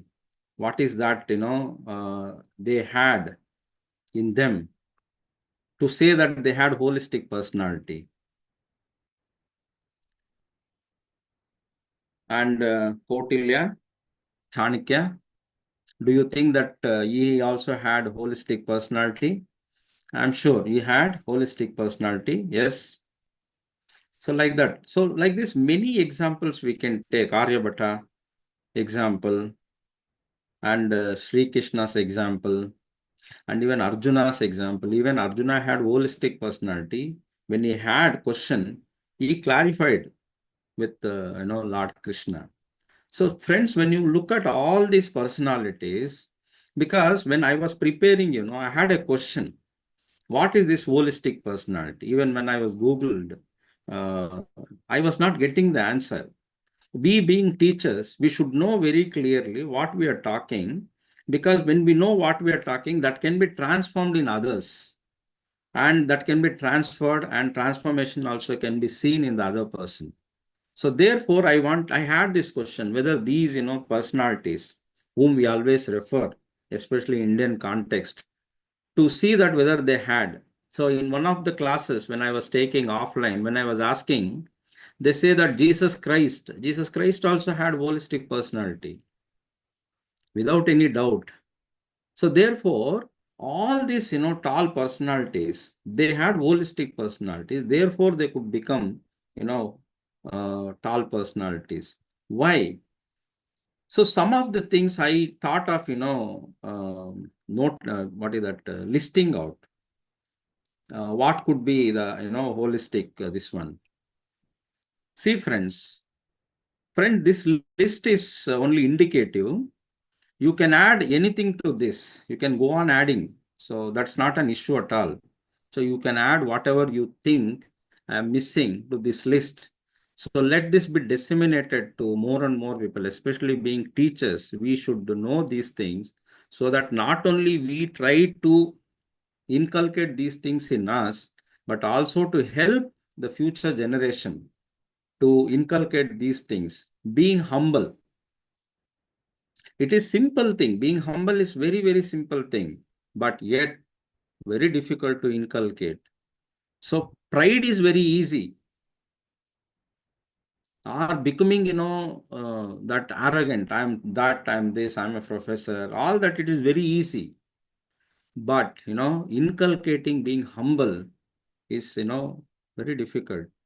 Only when we are satisfied, when we think I am nothing, though I know so much else is to learn. Only when you know the reality, then you start behaving humble. Today, just if you have little money, then people think I'm so big. And if they know one corporator, then they become all the more big. So being humble is very, very important. Even though you have a lot of strength in you,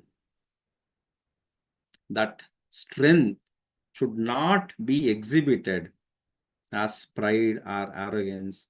But the most important thing is to inculcate the humbleness in us. Friends, each one of us must question on our own selves whether I am humble, whether I am behaving down to earth. What do you mean by down to earth? Again, being humble only.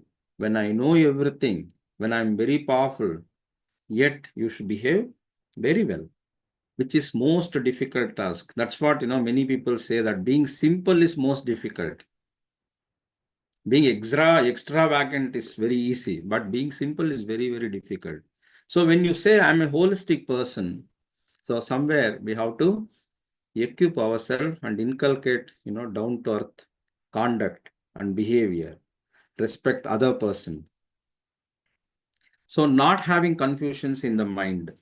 Yes, who will not have confusions in the mind? See, I was talking about 3 selves.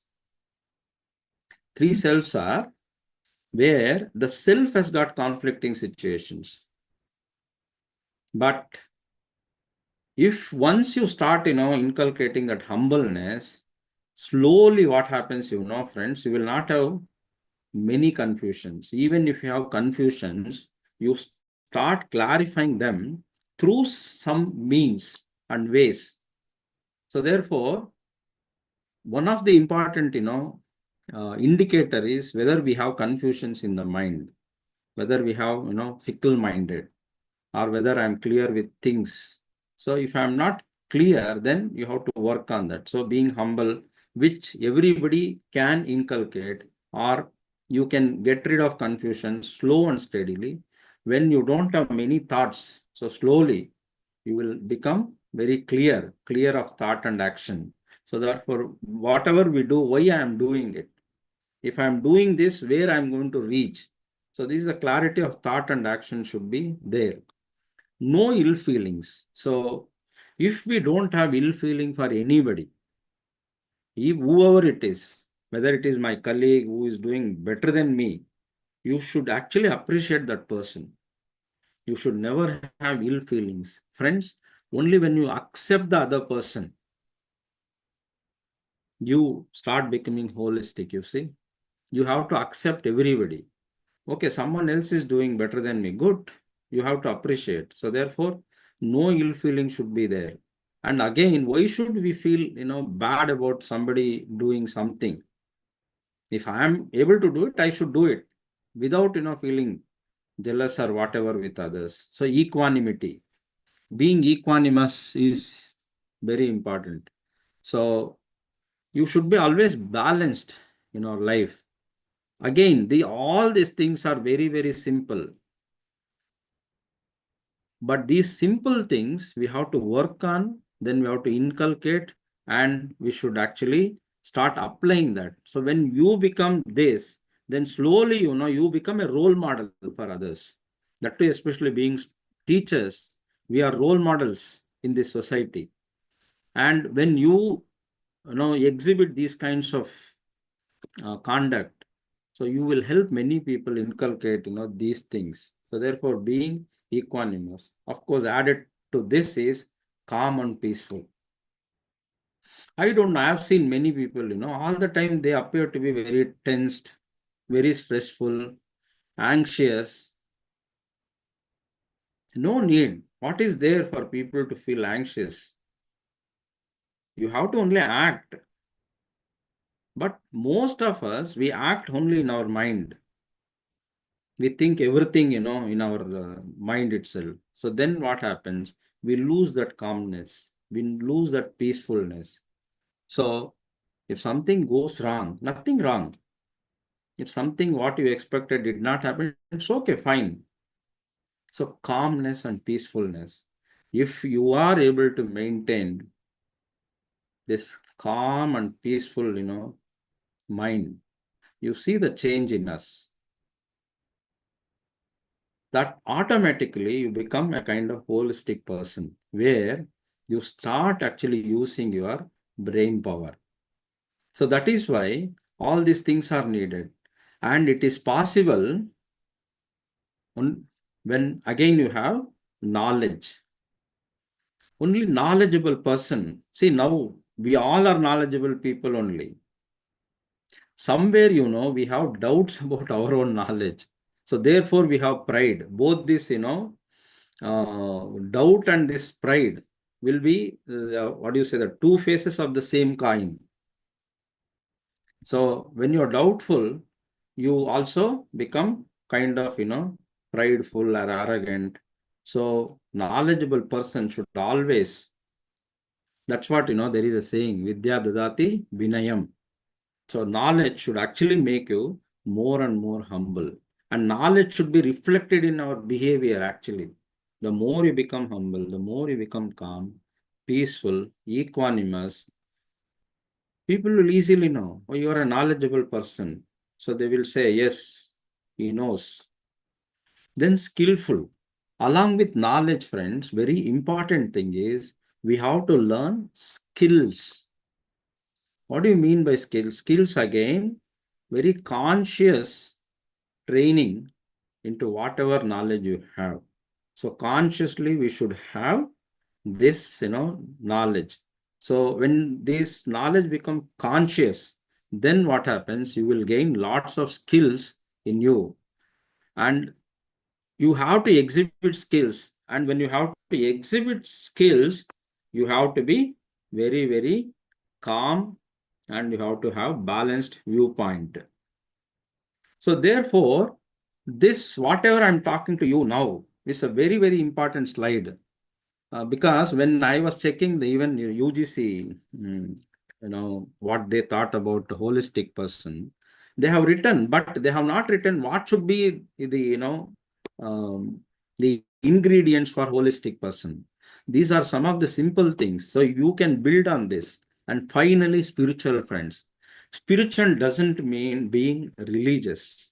What is spiritual, friends? Spiritual is where you seek, answers to certain questions. Who am I? That is one important question we seek answer to. And, this doubt should be there. And we should become clear with who I am. Only when I understand myself, when I understand my, merits, demerits, good, bad things, all, these kinds of things, then slowly you start, respecting other people, seeing other people very clearly. So you become spiritual. So which means you become more and more equanimous, more and more, peaceful, only when you start understanding. That is why, friends, I always say that, we have many births actually. Together it might happen, slowly it might evolve. So when we are born, we are simply biological beings. When we are growing up, we are social beings. So then when we go further from the beginning, we become psychological beings. So then you elevate yourself further, you become spiritual being. And that is why we talk about spirituality. Spirituality is nothing to do with, Almighty God. So spirituality is to understand oneself in a very, very clear-cut manner, which actually makes you more and more peaceful. When you become more and more these, when you inculcate these characteristics, friends, you become holistic truly. Holistic is within your own self. It is not somewhere outside actually. So, but what is happening in modern education is fine, But this education is forgetting about your own self. So therefore, these things are very important, friends. Many schools actually are talking about holistic education. They think that when we have, a lot of infrastructure in the school, in the colleges, like, swimming pool, gymnasium, all these things, different clubs. So we are actually focusing on holistic education. No, definitely not. Okay, you are giving more and more, broadening your cognition, your mind, that is fine. But ultimately, you have to tell every student that you are not different from other person. Maybe you may have more money than the other person, but nobody is going to share their money with others. Now, for example, me, I'm not going to share my salary with anybody. Then why should I look down on others? I don't have that. So therefore, these characteristics become paramount. Okay, along with the infrastructure, you should also train children, students, faculty members, people in the society, in all these holistic persons. See, personally, I say, friends, it is not just for schools. It is not just for faculty members. It is for every citizen of India. Then only India can become Atmanirbhar. India can become Viksit Bharat only when every individual start respecting the other individual. You start respecting the other individual only when you inculcate holistic personality structure within you. When every person in this society, just imagine, friends, every person in our India becomes very humble, down to earth, equanimous, calm and peaceful. Imagine our society. What our Honorable Prime Minister is talking about, becoming superpower.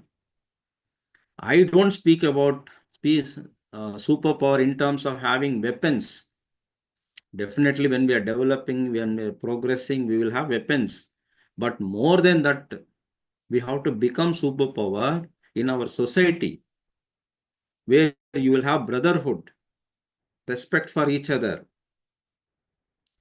So these qualities are very important. That is why even today, we worship all these personalities because they had these, personality traits in them.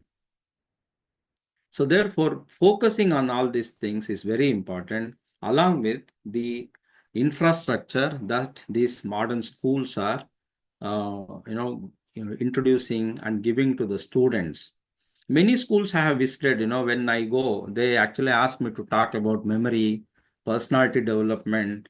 I ask, principals, you have all this infrastructure. Don't you think that their personality will not grow? They say that, sir, still we have some issues, still something is missing. What is missing is, friends, we are not teaching our children to walk on the ground.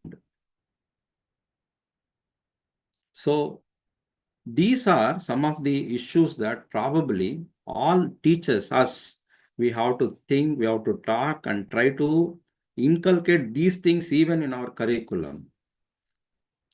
When we inculcate all these things in our curriculum, probably we are going to build a beautiful, country, which can be Atmanirbhar, which can be Vikasit, fully evolved. And friends, I always say that, especially we teachers, I compare teachers with superstars. Superstar in a movie, What is superstar in a movie? Superstar will act according to the situation.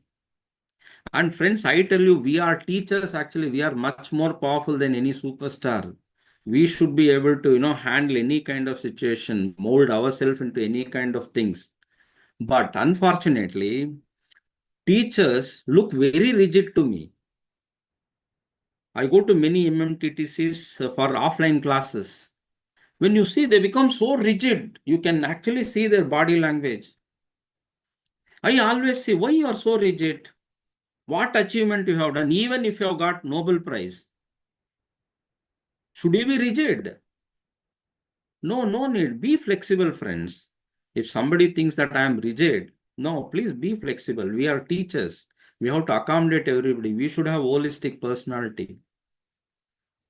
Only when we have that, we will be able to, become role models. See, that position has not changed even today for teachers. Teacher is known as role model only. Even today, we are role models only. Students look up at us. See, now, especially I tell you, this thing, keeping this, COVID-19 situation. Friends, we run clinic here in Pondicherry. Even today, I'm telling you, after Corona, we used to get many cases. Now some cases still we get. You know what is the case, Most of the students, whether they were in schools or colleges, they do not understand, they were not understanding anything in the classroom. Why, they had online classes, they had everything, but they have not learned anything. You are paramount. I don't think it is that easy to replace a teacher from the classroom, whether you are in a school, whether you are in a college or university.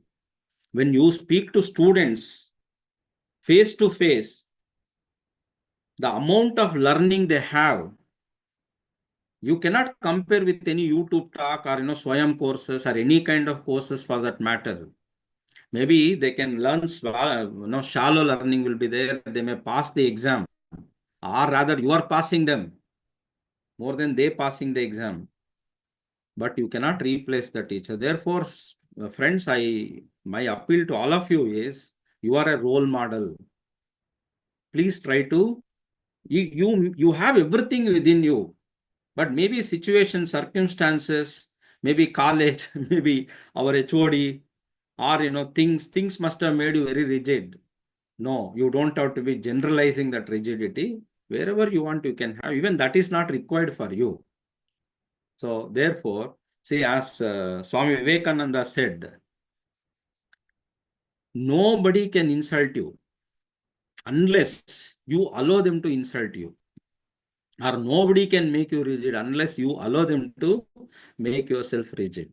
So therefore, friends, my humble appeal to all of you, please try to focus on these things. Yes, friends, now we'll move on to multidisciplinary education. Both these things are very important for us, actually.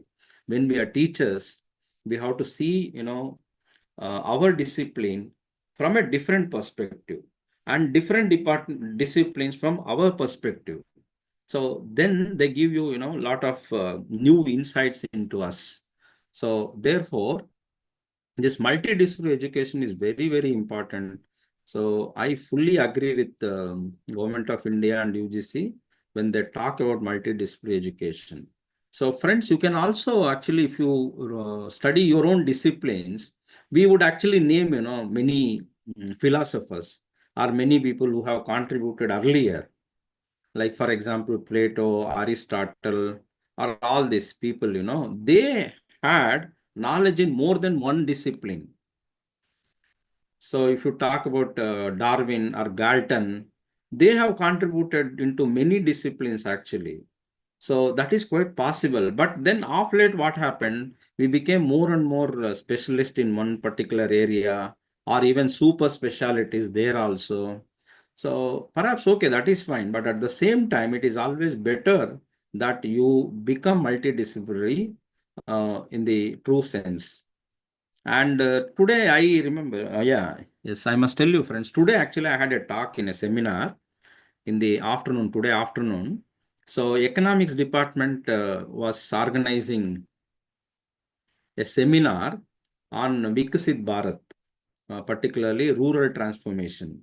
So they requested me to talk on psychology, application of psychology into this village transformation. And friends, I tell you, I searched Google everywhere, ChatGPT, everything. I was not getting, much of information or not satisfied with what I was getting.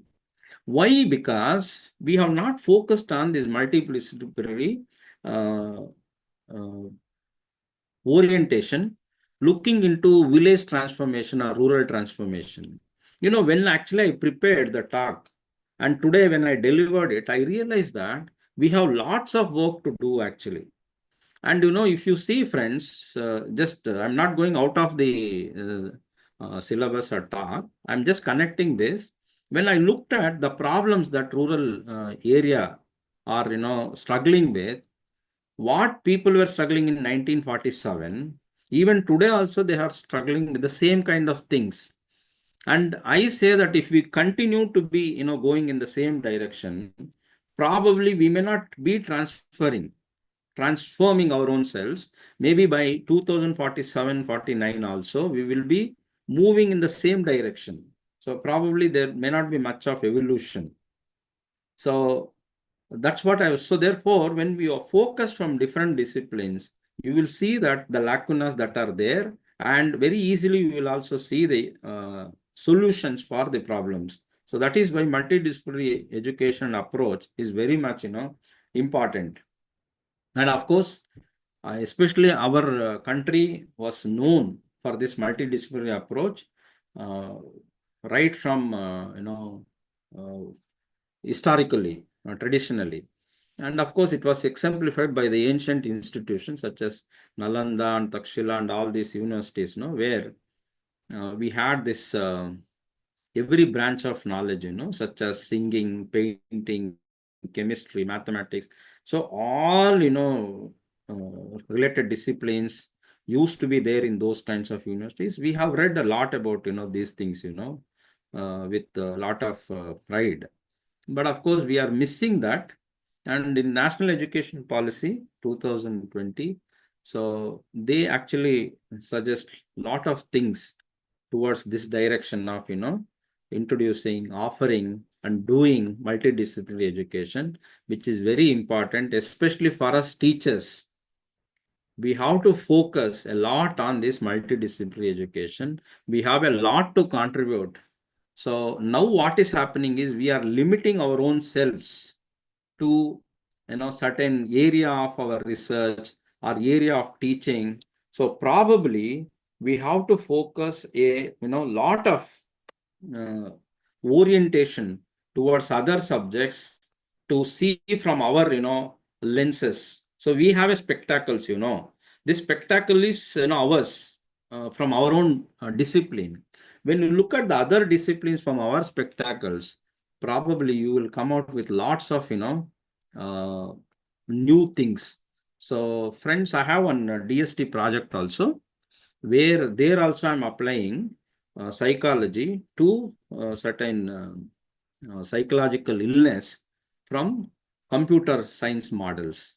So when you actually orient yourself with others, so definitely you will come out with a lot of things that could be done. See, historically in India, if you see, friends, we had, Gurukula system. Of course, today we cannot think of Gurukula system, maybe because of the width and breadth of student population itself.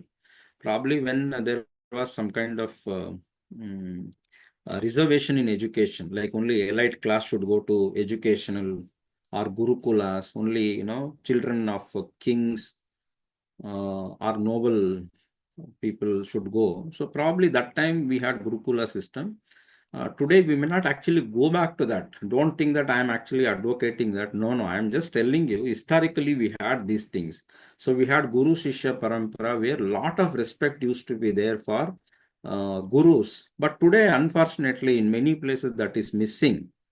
Again, it has to actually, we have to reinvent something so that that respect for teachers should be there. And I feel that more than, inventing from outside, probably if we inculcate a lot of things where we become role models, definitely there is a possibility that so this kind of, respect can be commanded. So personally, I think that.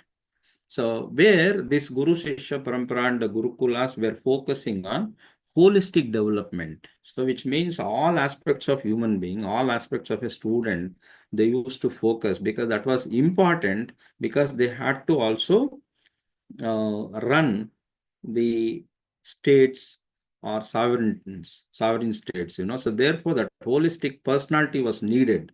Now, today, if you see, even, many of us, in society, if you see, they struggle even to run a family, to take care of, family in a proper manner, because we are missing that holistic development. So earlier, they used to focus on the whole individual and person-based teaching, learning, and clarity of doubts. So even if you look at Bhagavad Gita, where Arjuna had a doubt, so immediately that was resolved because his guru was there with him right there. So he resolved it. So therefore, that was possible. But today, even if we have doubts, we don't know whom to look up at. We don't have anybody to resolve it. So that is the situation because we have not prepared our own selves. So we need lots of, focus and preparation. Friends, if you see Panchatantra, in Panchatantra, there is even now in NEP 2020, we have that possibility, flexibility of, curriculum. We have that. This story, why I know you should know, I'm not talking about story, how Panchatantra came into existence, that we need to know. Of course, Vishnu Sharma writes this, so all of you know that, I don't have to tell you. But the background of how Panchatantra came. So Panchatantra, what happens, there was a king. So he had 3 sons perhaps. So these 3 sons were dull-headed children. So this king sends these sons to all the Gurukulas around, but they failed to learn anything. No teacher could help them. And that time he becomes so, worried because he's a king. His sons are heirs to his kingdom. So he becomes thoroughly, disturbed. And then he talks to his minister and they make an announcement. The announcement is whoever teaches these sons of this king, they will be given with half of the kingdom. That was the announcement. So one man comes, Vishnu Sharma, perhaps he comes and he tells king that, I will train your children in 6 months. In 6 months, I will train them. So then he uses all these methods where he uses this Panchatantra by different, tantras he uses, and it trains them and they become very, successful.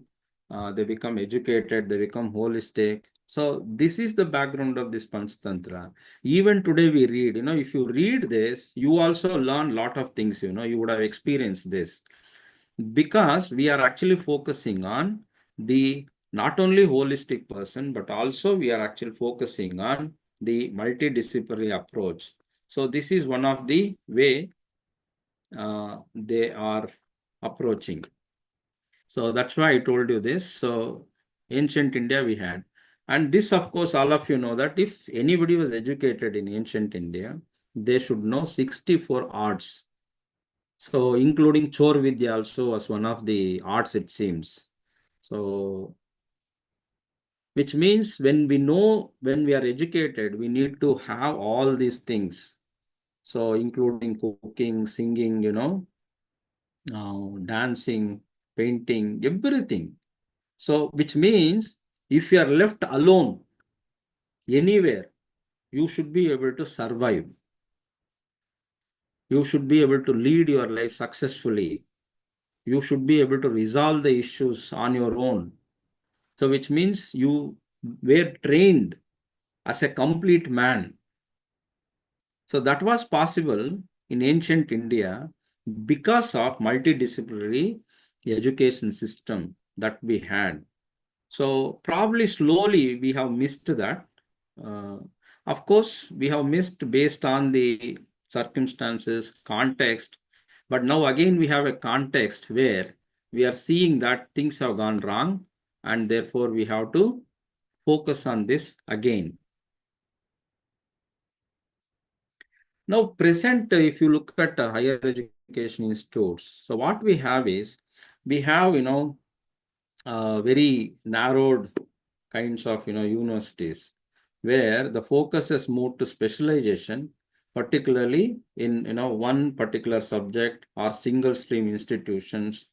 So see, today, I remembered actually today. I remembered when I went and presented the paper today in the economics department.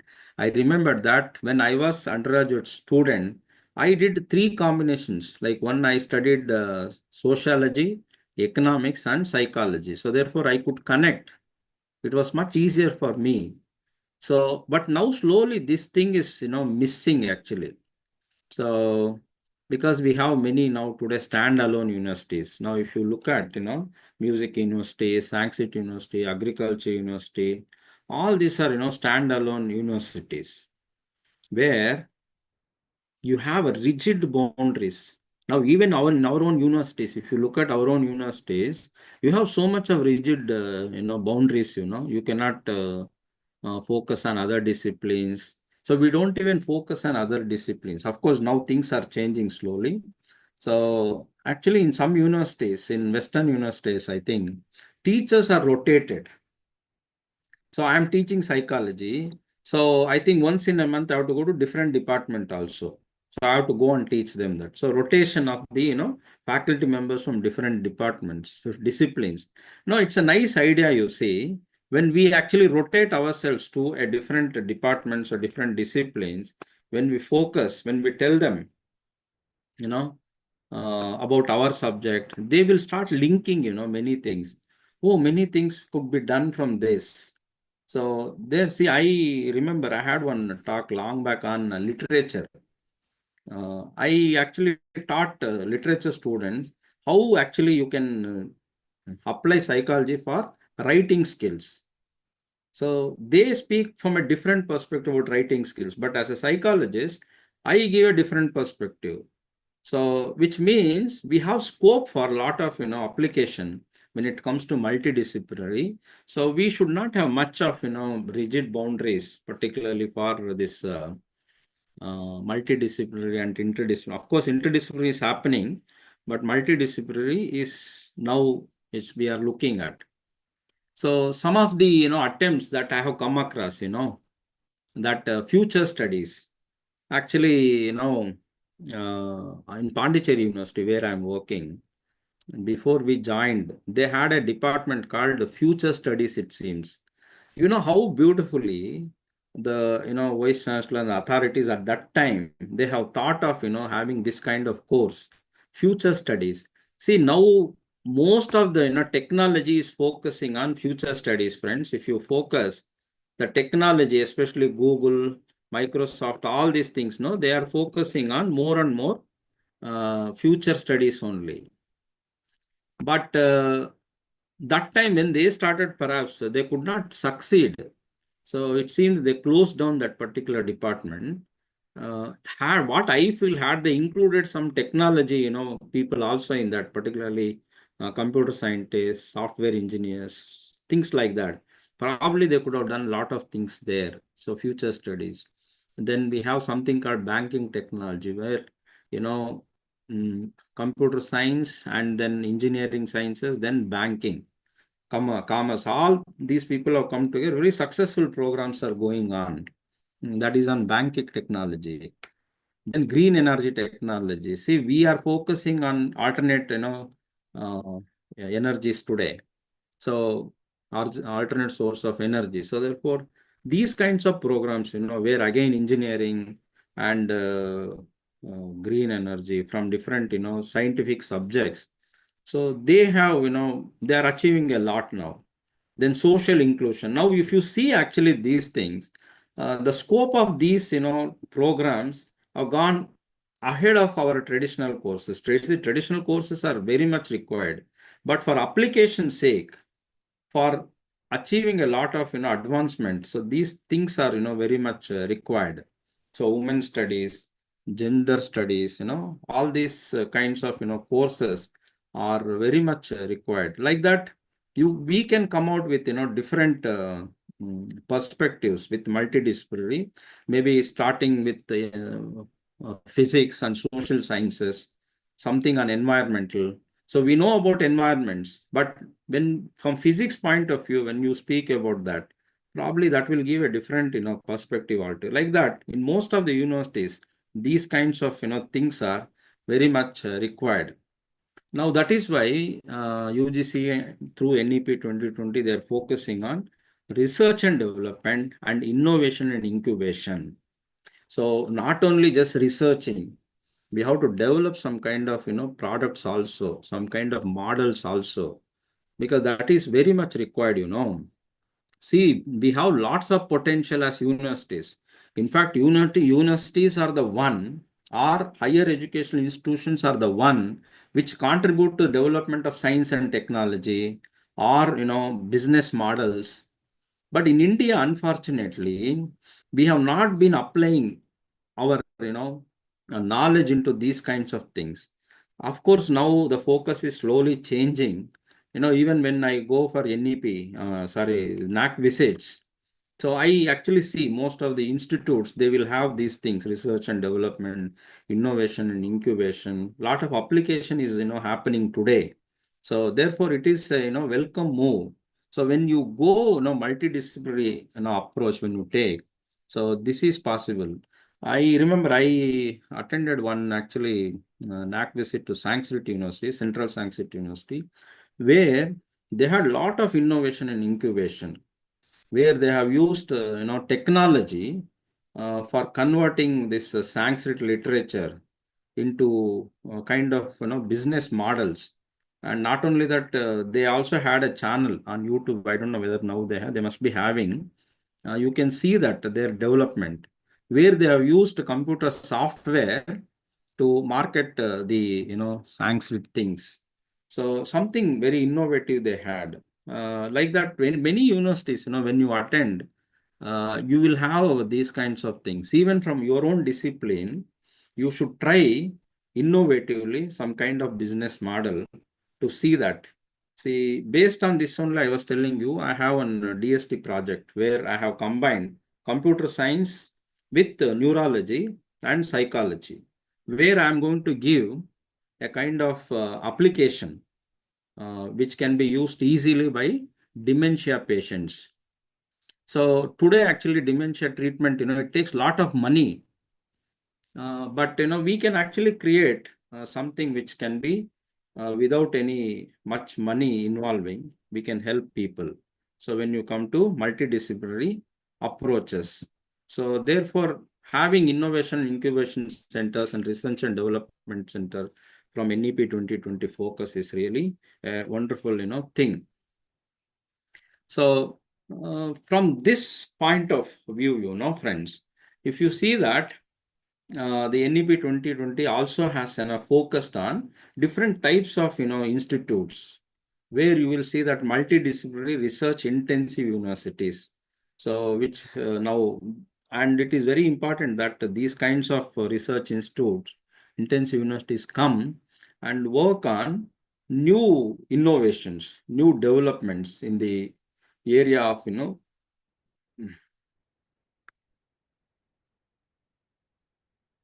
yeah. Thank you, sir.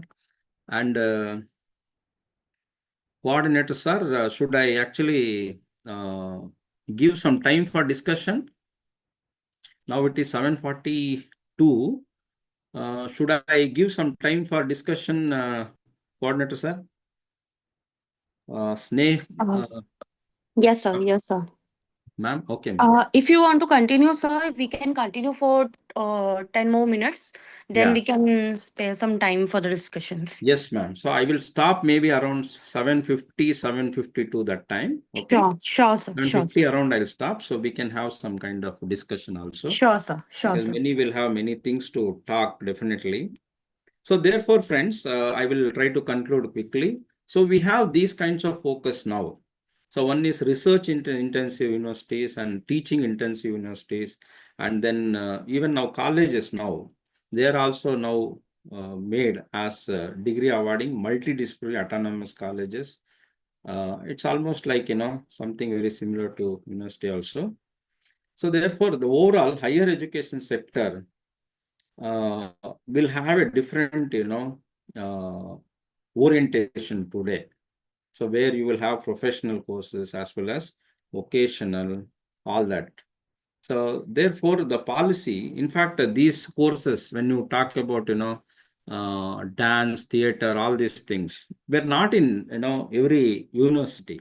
And even if you look at the social sciences departments, not in every university you will have the social sciences department. Universities, all social sciences departments will not be there.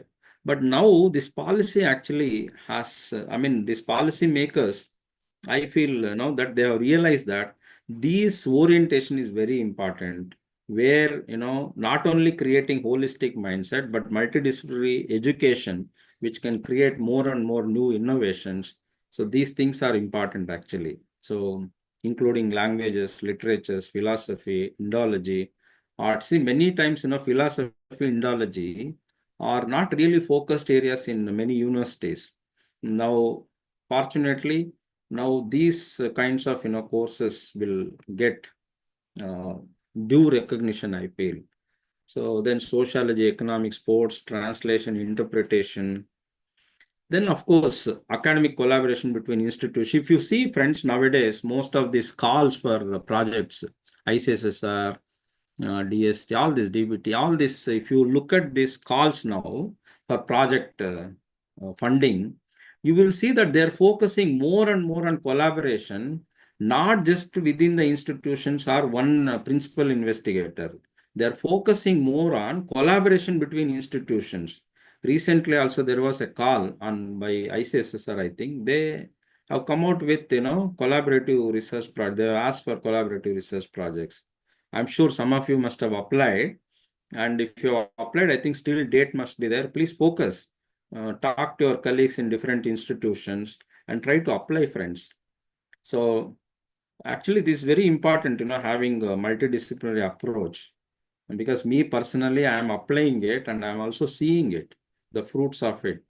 So which we had never thought of. So after I started, talking, reading about this multidisciplinary, I started doing it. Then I know the benefit of it. Actually, you start feeling happy. So being a teacher, you should feel happy. Oh, I'm doing something. It's not great or whatever, but you're contributing to the society. That is very important. So therefore, friends, so it is not the strongest of the species that survive, nor the most intelligent that survive.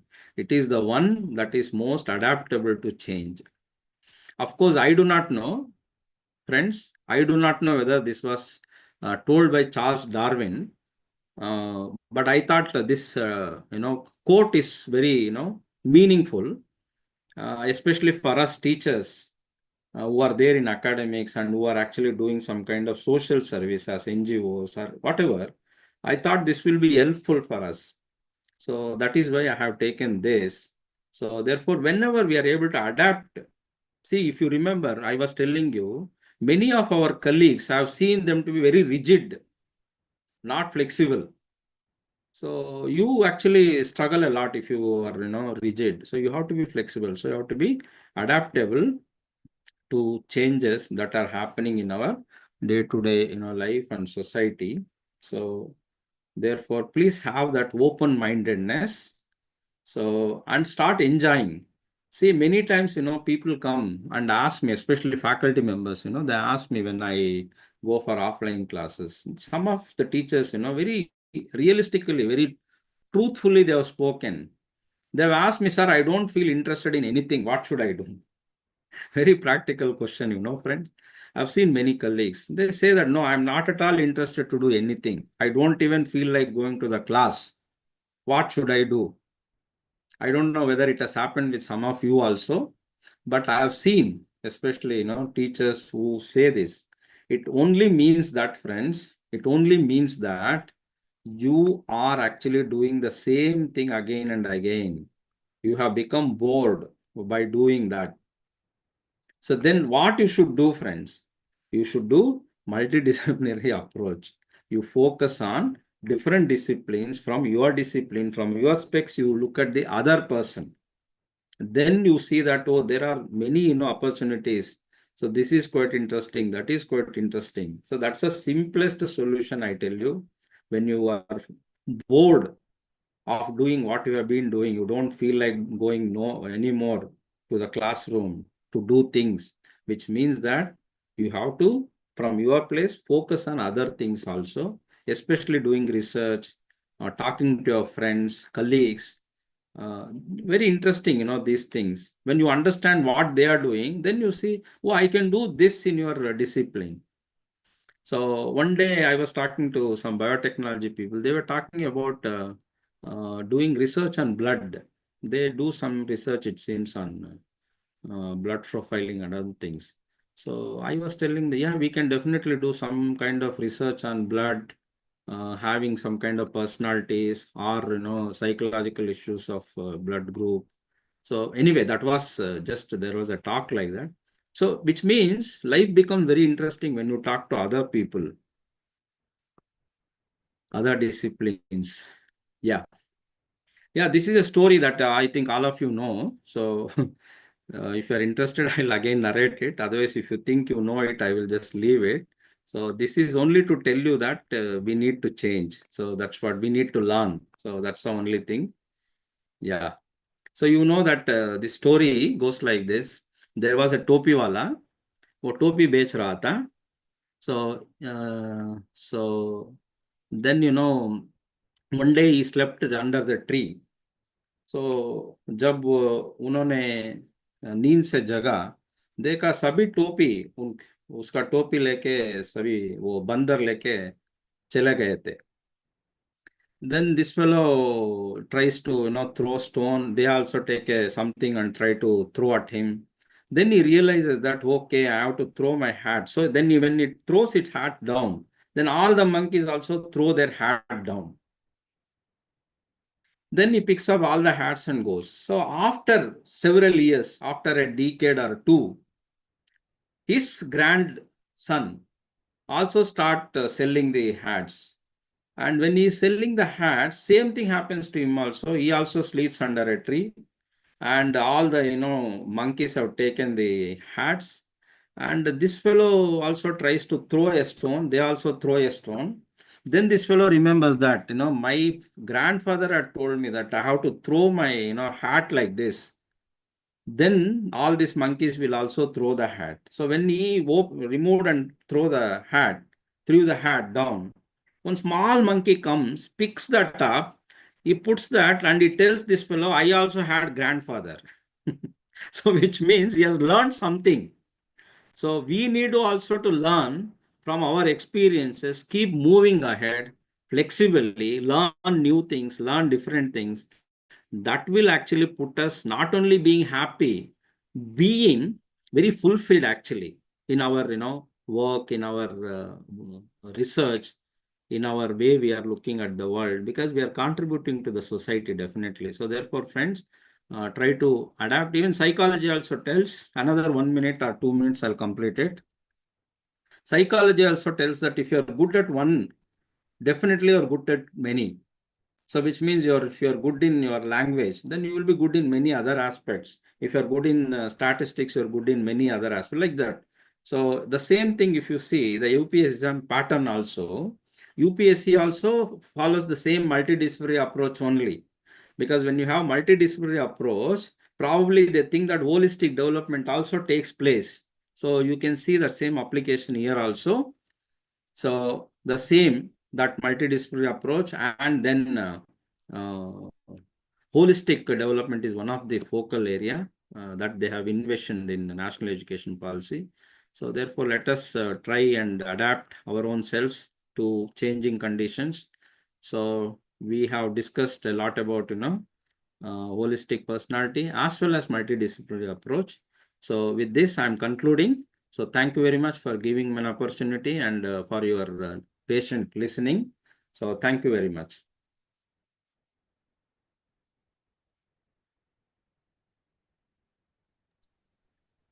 Yes, friends, if you have any questions. Thank you So so much, sir, for quickly. this nice, wonderful session. Thank you, And sir. if someone has any query, issue, or questions, they can directly ask to the sir or like in the chat box also. Yeah. Thank you. Thank you, sir.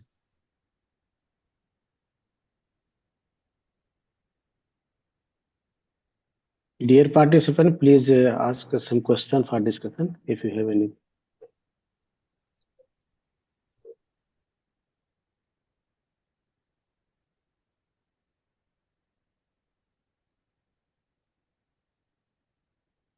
Okay.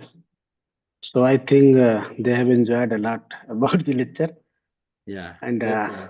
on the Yeah. behalf of the organizing team, myself, Dr. Ramkumar from Sri Venkateswara University. And thank you very much, sir. Once I heard your name is from Pondicherry University, then immediately I make my mind that we are going to have a very interesting session today. And the interesting thing that is started from a story that is really based on the psychological fact or strategy, and how the psychology is impact about the execution of things, right? And how the thief were planned, they executed properly, and lastly, and there are many more things like you define the humanity. Success should not be very confined with the materialistic life. It also based on the reality as well as the humanity. And there are more things like you have told one real story that some father came about his son counseling that my son is not talking with me, and further exploring the perfect example of holistic development like Lord Ram, Buddha, Chanakya, Swami Vivekananda, and many more. Why they are why they are acknowledging globally as a perfect and holistic man, and why they are asking why they are knowing or why they are not knowing.